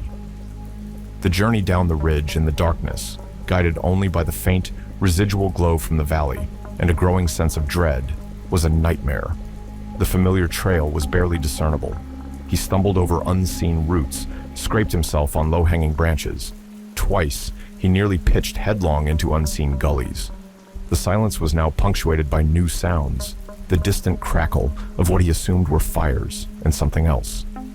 A low, mournful wail that could have been the wind or something far more distressing. As he got closer, the devastation began to reveal itself. Trees near the town's edge were snapped like matchsticks, their splintered trunks pointing accusingly at the sky. Others were blackened, stripped of their foliage. The air grew thicker with smoke, making his eyes water and his throat burn. He finally broke through the tree line onto the main logging road that led into Elkmont, and what he saw stopped him, dead in his tracks. His mind simply couldn't process it. Where the heart of Elkmont should have been, the general store, the small cluster of homes near the river, the train depot, there was nothing, or rather, a scene of utter nightmarish obliteration. Buildings were flattened, reduced to jagged piles of smoldering timber and twisted metal. The ground was scorched, blackened. A few fires still burned stubbornly, casting a hellish, flickering light on the ruin. The source of the explosion seemed to have been somewhere near the center of the small settlement, perhaps close to the logging company's dynamite storage, though that was usually kept further out. But this was beyond anything a simple dynamite mishap could explain. The sheer scale of the destruction was breathtaking, terrifying. It looked as if a colossal, invisible fist had slammed down from the heavens, pulverizing everything in its path. He stumbled forward, calling out names. "Hello? Is anyone there? Jedna Mary?" Only the crackle of flames and the sigh of the wind through the broken trees answered him. He found the first body near what used to be the blacksmith's shop, or what he thought was a body. It was so mangled, so horrifically burned, it was barely recognizable as human. Bile rose in his throat, and he had to turn away, gasping for air. He pressed on, driven by a desperate, horrified compulsion. The scene repeated itself with sickening regularity. More bodies, some thrown clear by the blast, others buried under debris. He saw things no man should ever have to see, things that would haunt his waking hours and his dreams for the rest of his days. The sheer, brutal violence of it was incomprehensible. He wasn't alone for long. Other survivors, those who lived on the very outskirts of the town or in isolated cabins further up the hollows, began to emerge from the darkness, drawn by the light and the sound, their faces pale masks of shock and disbelief. A small, dazed group began to coalesce. A few loggers, whose bunkhouse on the far side of the river had partially withstood the blast. A terrified woman clutching a crying baby, her face streaked with soot and tears. An old trapper, his eyes wide with a primal fear. No one spoke much. What was there to say? The enormity of the disaster was too great for words. They moved like ghosts through the ruins, searching, hoping against hope to find someone alive, but mostly finding only death and destruction. The sheriff, Hiram McAllister, arrived just before dawn, having ridden hard from Sevierville after being alerted by a frantic messenger who'd somehow made it out. McAllister was a stern, no-nonsense man, but even he was visibly shaken by what he saw. He organized the survivors into search parties, though it quickly became apparent there was little searching to be done and more recovery. As daylight slowly, reluctantly crept into the ravaged valley, the true horror of the night was laid bare. It was a scene of utter desolation. The mighty little river, which flowed through the heart of Elkmont, was choked with debris. The sturdy railroad bridge was a twisted pretzel of steel. Of the vibrant little community that had existed just hours before, only scorched earth and smoking ruins remained. The official death toll would eventually be put at 37 souls, almost everyone who had been in the main settlement that night. The investigation that followed was perplexing, to say the least. The initial theory, of course, was the dynamite. The logging company kept a substantial store for blasting rock and clearing paths. Perhaps it had been stored improperly, or there'd been an accident.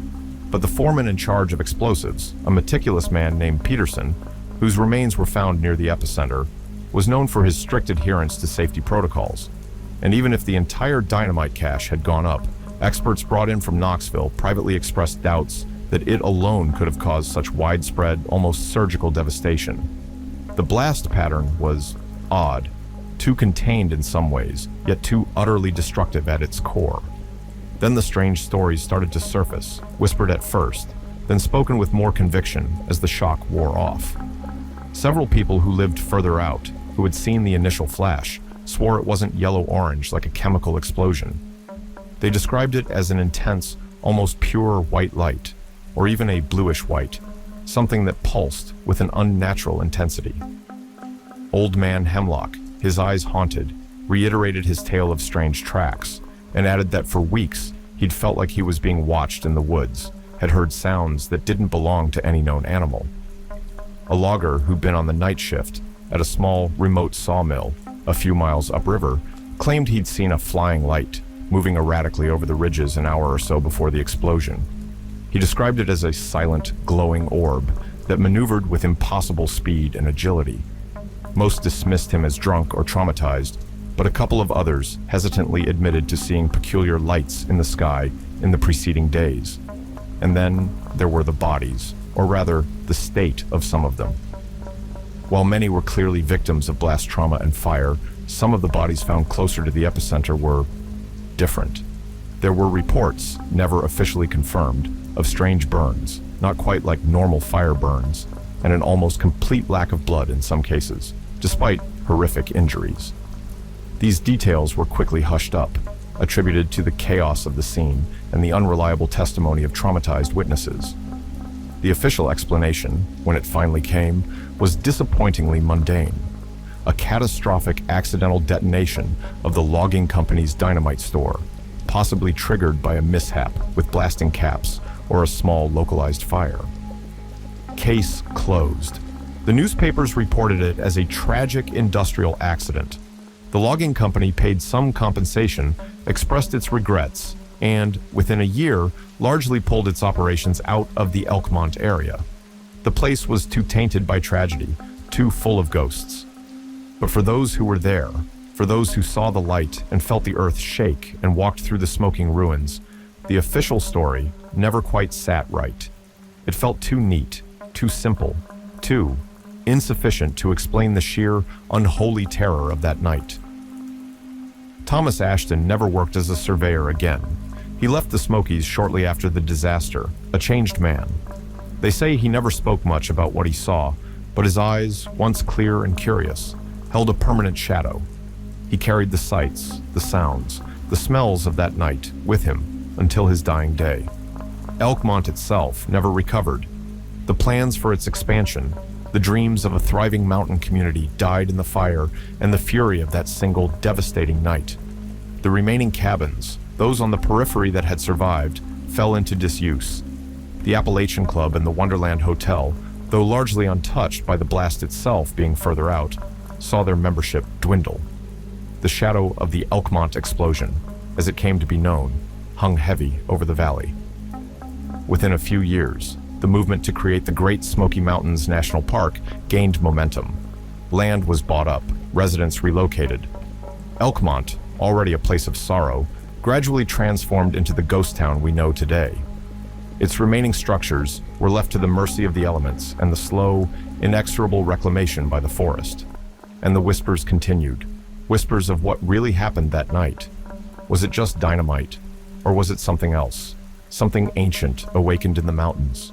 Some said it was a meteor striking with pinpoint accuracy. Others, leaning on Hemlock's tales and the logger's sighting, spoke of something not of this world, something that came down from the sky, perhaps by accident, perhaps not, and unleashed a power beyond human understanding. They pointed to the strange light, the unusual nature of the blast, the way some of the trees were sheared off cleanly, as if by an immense heat or energy, rather than just blown apart. There were even darker theories, rooted in the old mountain folklore, tales of beings that lived deep within the earth, angered by the intrusions of the logging company, the constant blasting and felling of ancient trees, beings who finally struck back with terrible elemental force. No one knows for sure, of course. The truth, whatever it was likely buried under the rubble in the official reports. But if you go to Elkmont today, especially as dusk begins to settle, when the shadows lengthen and the air grows chill, you can almost feel it. A lingering presence, a quiet sorrow that permeates the rotting wood of the old cabins and rustles in the leaves of the encroaching forest. Some visitors report strange sensations, sudden cold spots, the feeling of being watched, unexplained noises in the empty buildings. Park rangers, though they'll officially deny it, sometimes share stories amongst themselves of odd lights seen flickering deep in the woods on moonless nights, or a faint metallic scent on the wind when there's no discernible source. The explosion in the night at Elkmont remains one of the Smokies' darkest, most enigmatic tragedies. A stark reminder that even in places of great beauty, the veil between our understood world and something other can be terrifyingly thin.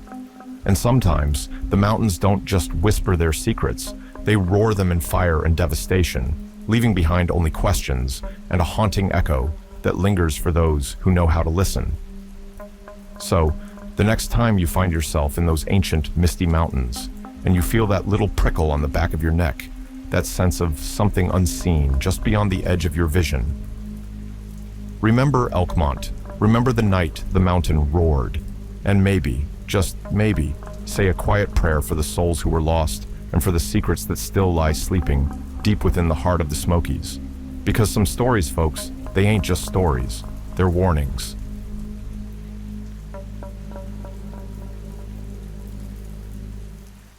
The sunken screams of Reelfoot, an echo of the earth's fury. The air in late October around Reelfoot Lake hangs heavy, thick with the scent of decaying cypress leaves, damp earth, and the metallic tang of the water itself. It's a primordial soup of smells, one that seeps into your clothes and clings to your skin. The lake, a sprawling, shallow expanse of cypress knees and murky water, isn't your typical picture postcard destination. It's beautiful, yes, in a raw, untamed, almost menacing way. Its very existence is a testament to violence, the catastrophic New Madrid earthquakes of 1811 and 1812, which wrenched the land apart, causing the Mississippi River to flow backward and flood this basin, creating the lake.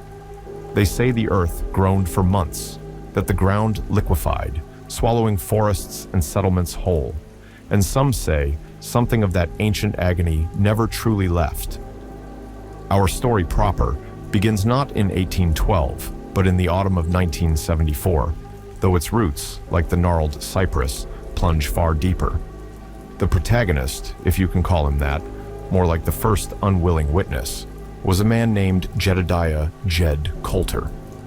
Jed was 67, a retired riverboat engineer who'd spent more time on or near water than on dry land.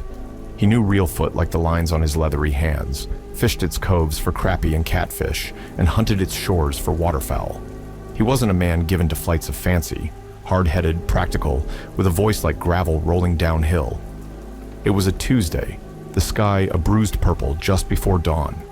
Jed was out in his flat-bottomed John boat, the small outboard motor gurgling softly as he navigated through a stand of skeletal cypress trees near Brewer's Bar, a known good spot for early morning bites.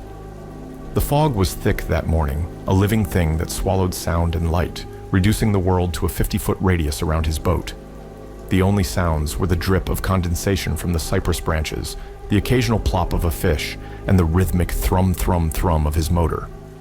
Then it started. At first, Jed thought it was a distant train, one of those long freights that rumbled through Tiptonville a few miles east.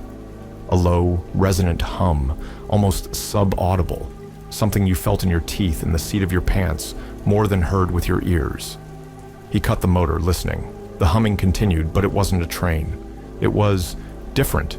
It seemed to be coming from beneath him, from the lake bed itself.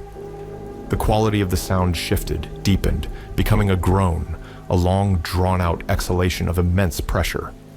Jed, a man who'd faced down Mississippi squalls and near capsizes without batting an eye, felt a cold prickle run up his spine. The water around his boat, usually still as glass in the pre-dawn calm, began to ripple, not from wind, but from some unseen vibration below. The groan intensified, resonating through the hull of the John boat, up through his rubber boots, into the very marrow of his bones. It was, he later described, like being inside the belly of some colossal, dying beast. Then, mingled with the groan, came other sounds, higher-pitched, sharper. For a horrifying moment, Jed thought he heard voices, a chorus of them, faint and distorted, as if filtered through miles of water and earth. Not words, but sounds of anguish, of suffering. He shook his head, trying to clear it. Too much coffee, he thought, or maybe the fog's playing tricks. But the sounds didn't stop. They pulsed, ebbed, and flowed, a symphony of terrestrial torment. The deep, resonant groan was the bass note, the foundation. Layered over it were what he could only describe as metallic stresses, the shriek of tearing steel, the dull clang of immense plates grinding together, though there was nothing man-made of that scale for miles, certainly not under the lake. And those whispers, those half-heard moans, they were the worst. They seemed to carry an intelligence, a suffering that was almost personal. Jed fumbled for his flashlight, its beam cutting a weak yellow swathe through the oppressive fog. He shone it down into the murky water, half expecting to see, he didn't know what. Bubbles, a fissure opening in the lake bed. He saw nothing but his own wavering reflection and the dark, impenetrable water. The cacophony lasted perhaps 5 minutes, though to Jed, it felt like an eternity. Then, as gradually as it began, it faded, the groans receding, the shrieks diminishing, until only the dripping cypress and the frantic thumping of his own heart remained. The fog seemed to lift slightly, as if whatever had caused the disturbance had also momentarily held the atmosphere captive. Jed didn't fish that morning. He yanked the starter cord on his outboard with a trembling hand, the engine catching with a reassuring roar, and he gunned it back towards the shore, not caring about the fish or the carefully chosen spot. He just wanted solid ground beneath his feet. He told a few of the regulars at the Tiptonville diner later that morning. Most of them, knowing Jed's stoic nature, listened with a degree of soberness they might not have afforded another. Old Man Hemlock, a local historian of sorts, a man whose family had been in the area since before the Civil War, nodded slowly. "The lake's got a long memory, Jed," he said, his voice raspy. "She was born in an upheaval. Maybe she's just reminding us."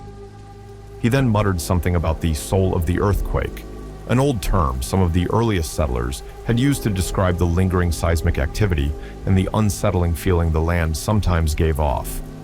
Jed's experience might have been dismissed as a one-off, an old man's nerves, perhaps a localized methane gas release, though that wouldn't explain the metallic sounds or the voices. But then, it happened again. A week later, a young couple, tourists from Memphis, out for a romantic canoe trip near sunset, experienced something similar near Grassy Island. They described a deep, terrifying rumbling that vibrated their canoe so violently they nearly capsized. The woman, visibly shaken when they recounted their tale to the park ranger, swore she heard what sounded like people screaming way down deep. The ranger, a pragmatic fellow named Bill Harkins, noted it in his log, but privately thought they'd just been spooked by the eerie sounds cypress swamps can make at dusk. But the reports kept coming. Not every day, not even every week, but sporadically, unpredictably. Duck hunters huddled in blinds heard it. Fishermen in different parts of the vast lake reported it. The descriptions varied in detail, but were consistent in their core elements. A profound, ground-born rumble, often accompanied by other, more disturbing noises, metallic stresses, hissing, and, most unnervingly, what many described as voices or wails. The local newspaper, the Lake County Banner, picked up the story. Initially, it was a small back-page piece, more curiosity than news. But as more accounts surfaced, it moved to the front page. The headline read, "The Reelfoot Rumble, Mystery Sounds Plague Lake." This is where Dr. Eris Thorne enters our narrative. Not related to Jed Coulter, by the way, just an unfortunate, or perhaps fortunate for our story, coincidence of surnames. Eris was a geologist, recently appointed to a junior faculty position at the University of Memphis. He specialized in seismology, particularly intraplate earthquakes, the kind that occur far from tectonic plate boundaries, like the New Madrid quakes. Reelfoot Lake was, naturally, a site of immense interest to him. He'd read the historical accounts of the 1811 to 1812 events with an almost religious fervor. When he caught wind of the Reelfoot Rumble stories, his professional curiosity was intensely piqued. Eris was a man of science, a skeptic by training. He believed in data, in measurable phenomena. Voices from the deep sounded like pure folklore to him, but persistent, localized rumbling. That could be microtremors, gas releases, unusual hydrological activity. He secured a small grant and, with a graduate assistant named Ben Carter, eager, a little jumpy, but bright, headed to Reelfoot Lake with an array of sensitive equipment, portable seismometers, hydrophones, audio recording gear. They set up a base camp of sorts in a rented cabin near Sandburg on the lake's southern shore. For the first few days, their instruments recorded nothing out of the ordinary, the usual ambient noise of a large, living body of water. Ben was getting bored. Eris was getting frustrated. He interviewed several of the witnesses, including Jed Coulter. Jed, reticent at first, eventually described his experience in stark, unembellished detail. Eris listened politely, nodding, but privately categorized the more exotic elements, the voices, the metallic shrieks, as products of fear and imagination acting on ambiguous auditory stimuli. The core rumble, though, that he believed. "The sounds people are describing, Mr. Coulter," Eris explained. "The deep groans could be from sediment slumping on the lake bed, or minor fault adjustments. The lake is still settling, geologically speaking, even after all this time. As for the other things, well, the mind can play tricks in unsettling environments, especially in fog or low light." Jed just looked at him with those old, knowing eyes. "Ain't no trick of the mind, son. I know what I heard. sounded like hell itself was trying to claw its way up through the mud. The breakthrough, or perhaps the descent, came on their 5th night. Eris and Ben were out on the lake in a sturdy research vessel, a pontoon boat loaded with their gear. It was a moonless, star-dusted night, the water black as polished obsidian. They had deployed a hydrophone array, hoping to triangulate any sound source. Around 2 a.m., as Ben was fighting off sleep and Eris was meticulously calibrating a sensor, it began. The initial vibration was subtle, a tremor that ran through the pontoon's deck. Ben sat bolt upright. "Doc, you feel that?" Eris was already at the monitors. The seismometer needle was twitching. The hydrophones were picking up a low-frequency oscillation. "Yes," Eris said, his voice tight with academic excitement. "I'm getting something." Then the sound reached their ears, not through the headphones, but directly through the air and water. A deep, resonant hum, building steadily. It was exactly as Jed Coulter had described. The boat began to vibrate more noticeably. Loose items on their instrument table rattled. "It's coming from everywhere," Ben whispered, his eyes wide, scanning the dark water. The hum deepened into a groan, a vast, subterranean lament. Eris, despite his scientific detachment, felt a primal fear clutch at his chest. This was no mere sediment slump. This had power. The audio recorder was running, its digital levels spiking into the red. Then came the other sounds. A high-pitched whine, like immense turbines spooling up, followed by a series of jarring, metallic clangs, as if colossal gears were failing deep within the earth. Eris, a man of logic, found himself thinking of the fantastical Jules Verne stories of his youth, of immense machinery grinding away at the planet's core. It was utterly irrational, yet the sounds defied easy explanation. "And then," Ben gasped, pointing a trembling finger towards a dense stand of cypress about 100 yards away. "Doc, look!" Through the gaps in the skeletal trees, a faint, ethereal luminescence flickered. Not a steady light, but a pulsing, ghostly glow, like swamp gas, but different. It seemed to dance and writhe, casting long, distorted shadows from the cypress trunks. Eris had read about earthquake lights, rare phenomena sometimes associated with seismic stress, but this was eerie, unnatural. The worst was yet to come. As the underground groaning reached a crescendo, a new sound layered over it, picked up with chilling clarity by the hydrophones and faintly by their own ears. It was a chorus of something, high-pitched, ululating, a wave of sound that was both melodic and deeply disturbing. Eris would later struggle to describe it. Not human voices, not animal cries. It was, he wrote in his log, akin to a vast, mournful choir, but composed of timbres unknown to the human vocal range or any known terrestrial fauna. The emotional impact was one of profound despair and agony. Ben was pale, gripping the boat's railing. "What is that, Doc? What in God's name is that?" Eris had no answer.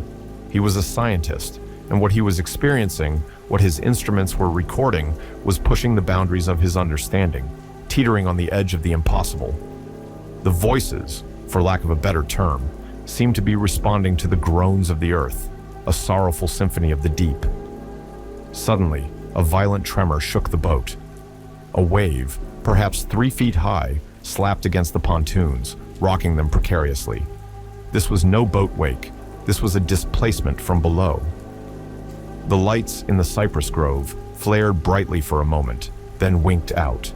The choir rose to a piercing shriek, then abruptly cut off. The deep groans and metallic clangs began to subside, fading back into the earth, leaving behind a silence that was more terrifying than the preceding din. Eris and Ben sat there for a long time, the only sounds their own ragged breathing and the gentle lapping of water against the hull. The scientific excitement Eris had felt earlier was gone, replaced by a more elemental, unsettling emotion. Awe, certainly, but also a profound sense of dread, of having brushed against something ancient, powerful, and utterly indifferent to human comprehension. They pulled up their equipment and headed back to shore, the pre-dawn light just beginning to paint the eastern sky. Neither of them spoke much. The data they collected was extraordinary. The seismometers had registered a localized tremor, too small to be felt far inland, but significant directly over the lake. The hydrophones had captured the full spectrum of the sounds, from the infrasonic rumbles to the bizarre, high-frequency choir. Eris sent the audio files to colleagues, experts in bioacoustics, geophysics, even signal processing. No one could definitively identify the more anomalous sounds. Some suggested unusual resonance patterns in the lakebed geology. Others speculated about trapped gas releases creating strange harmonics. None of the explanations felt adequate to Eris, especially for the choir. The Lake County Banner ran a follow-up, this time with quotes from Dr. Thorne. He spoke carefully, sticking to the verifiable data, the tremors, the unusual low-frequency sounds. He omitted the choir and the spectral lights, knowing they would damage his scientific credibility. But the story reignited local fear and speculation. Scientist confirms Reelfoot's mysterious groans, the headline blared. The soul of the earthquake theory gained new traction. Old Man Hemlock held court at the diner, telling tales passed down through generations. Stories of Chickasaw shamans who spoke of the earth having a spirit, one that had been grievously wounded during the Great Quakes, its cries still echoing from the depths. He spoke of entire Native American villages swallowed by the collapsing earth, their people lost to the churning mud and water, their spirits now trapped.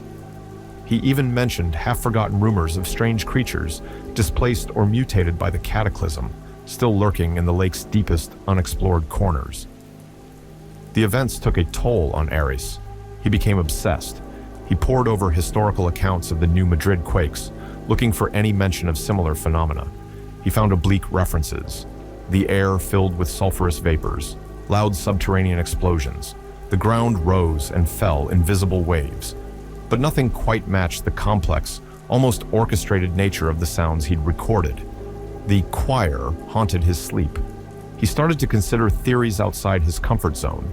Could extreme geological stress create piezoelectric effects on a massive scale, generating complex electromagnetic fields that somehow translated into audible phenomena or even hallucinations? Could the unique mineral composition of the Reelfoot Basin, combined with water saturation, act as a kind of natural transducer for Earth's own subtle tectonic symphony? Or was it something else? The phenomena didn't stop, but they became more erratic. Sometimes weeks would pass with nothing. Then a sudden flurry of activity. One afternoon, a group of school children on a field trip to the Reelfoot Lake State Park Museum saw the water in one of the observation tanks begin to churn violently, despite no visible cause. At the same time, a low hum vibrated through the building, and several children complained of feeling nauseous and hearing a funny singing. The park rangers began to notice unsettling changes in wildlife behavior preceding the audible events. Ducks would suddenly take flight en masse for no apparent reason. Fish would leap frantically from the water. Even the normally stoic bald eagles seemed agitated, circling restlessly. It was as if the animals, more attuned to the Earth's subtle signals, sensed the oncoming performance. Eris decided he needed more data, more direct observation. He convinced a reluctant Ben to accompany him on one more expedition, this time to what local lore called the Quake Deeps, a section of the lake rumored to be bottomless. Though geologically that was unlikely, it was certainly one of the deepest and most remote parts. They planned to anchor overnight, deploy an even more sensitive array of hydrophones, and, crucially, a submersible remotely operated vehicle, ROV, equipped with a camera and lights. Eris wanted to see what was down there. The night they chose was heavy and oppressive. A storm was brewing to the west, the air thick with humidity and the smell of ozone. They anchored in the Quake Deeps, the only light the faint glow from their instrument panels and the occasional flash of distant lightning. The silence was profound, almost suffocating. Around 1:30 a.m., the familiar deep hum began, vibrating through the hull. Eris immediately launched the ROV, its tether spooling out as it descended into the inky blackness. The camera feed showed nothing but murky water, suspended sediment, and the occasional ghostly shape of a submerged log. The hum intensified, joined by the now familiar metallic groans and shrieks. The boat began to rock, not from waves, but from the vibrations beneath.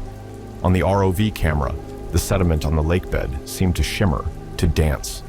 Small gas bubbles began to erupt from the mud, like champagne fizzing from the earth. "Getting strong readings, Doc," Ben yelled over the din, his eyes glued to the seismograph. "This is bigger than last time." Then the choir started. Louder this time, more defined, more chillingly sorrowful. It seemed to fill the air, to press in on them from all sides. Aris felt the hair on his arm stand on end. He was gripping the ROV controls, his knuckles white. "The ROV," he muttered. "Look at the ROV feed." On the screen, the view was becoming obscured, not just by disturbed sediment, but by something else. Vague, undulating shapes seemed to be coalescing in the gloom, just beyond the range of the ROV's lights. They were large, insubstantial, almost smoke-like, yet they seemed to possess a fluid, deliberate movement. "What is that?" Ben breathed, his voice trembling. "Are those fish? Giant eels?" "No," Aris said, his own voice hoarse. "They're not solid." As he spoke, one of the shapes drifted closer to the ROV. It was translucent, but within its shifting form, Aris could almost make out features. Distorted, elongated, like faces seen through troubled water, their expressions frozen in silent screams. The choir swelled, and for a horrifying instant, Aris felt an inexplicable certainty that the sounds and these apparitions were connected, that these were the singers. A wave of intense cold washed over the boat, despite the humid night. The temperature gauge on their console plummeted several degrees. The ROV's lights flickered erratically. Suddenly, the ROV camera spun wildly. An alarm blared. "Tether fault." "Something's got it," Ben screamed. "Something's got the ROV." Aris fought the controls, trying to reel it in, but there was immense resistance. The winch strained. On the monitor, the image was a chaotic blur of darkness and fleeting ghostly shapes, accompanied by a sound that wasn't part of the choir, a high-pitched, tearing shriek, almost like stressed metal, but somehow organic. Then, with a sickening snap that resonated through the boat, the tether parted. The video feed went dead.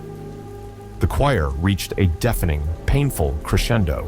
The boat was now pitching violently. A rogue wave, larger than any before, crashed over the bow, drenching them, shorting out some of their equipment. The lights on their console sputtered and died, plunging them into near-total darkness, save for the flashes of the approaching storm. Panic, cold and absolute, seized Aris. All his scientific training, his rational mind, deserted him. This was no geological phenomenon. This was something alive, something ancient and terrible. The soul of the earthquake. "Start the engine, Ben," he roared. "We have to get out of here." Ben, fumbling in the dark, managed to get the outboard started. Aris grabbed the tiller, turning the boat hard, and gunned the engine towards the distant, faint lights of Samburg. Behind them, the unearthly choir seemed to mock their flight, its mournful, terrifying tones pursuing them across the black water. They didn't slow down until they saw the docks, their lungs burning, their bodies shaking. They never recovered the ROV. Aris Thorne left Reelfoot Lake the next day. He published a carefully worded paper on anomalous subaqueous acoustic phenomena in a historically seismic zone, focusing on the measurable data and proposing complex chemoacoustic interactions within the unique lacustrine geology. He never mentioned the ghostly shapes, the ROV's violent end, or the profound soul-chilling terror he'd experienced. It would have been career suicide, but he knew what he'd heard, what he'd almost seen. The experience changed him. He continued his work in seismology, but a certain light had gone out of his eyes, replaced by a haunted, introspective look. He never returned to Reelfoot Lake. The sounds, of course, didn't stop with Aris's departure. They continue to this day, sporadically, unpredictably. Sometimes years pass with only faint rumbles. Other times, like in the autumn of '74, they return with a terrifying vengeance. The locals have mostly learned to live with it. It's part of the lake's character, its dark mystique. Some call it Reelfoot's song, others, more ominously, the sunken screams. Old Man Hemlock, before he passed away, always maintained his theory. That lake was born in pain, he'd say, tapping his pipe. The earth screamed then, and parts of that scream got trapped in the mud, in the water, in the souls of them that was lost. Sometimes, when the conditions are just right, or when the earth gets a little restless down deep, you can still hear them. It's the soul of the earthquake, son, and it ain't never going to be quiet. Reelfoot Lake remains, a place of stark beauty and unsettling mystery, a place where the past is not dead, not even past. It's down there, in the cold, dark water, in the trembling mud. And sometimes, if you're out there on a still, quiet night, and the conditions are just right, you might hear it too. The deep groan of a wounded earth, the shriek of unseen forces, and the mournful chorus of its sunken, screaming soul. Just pray you don't see what's making the music, because some things, once seen, can never be unseen. And some sounds once heard echo in your nightmares forever.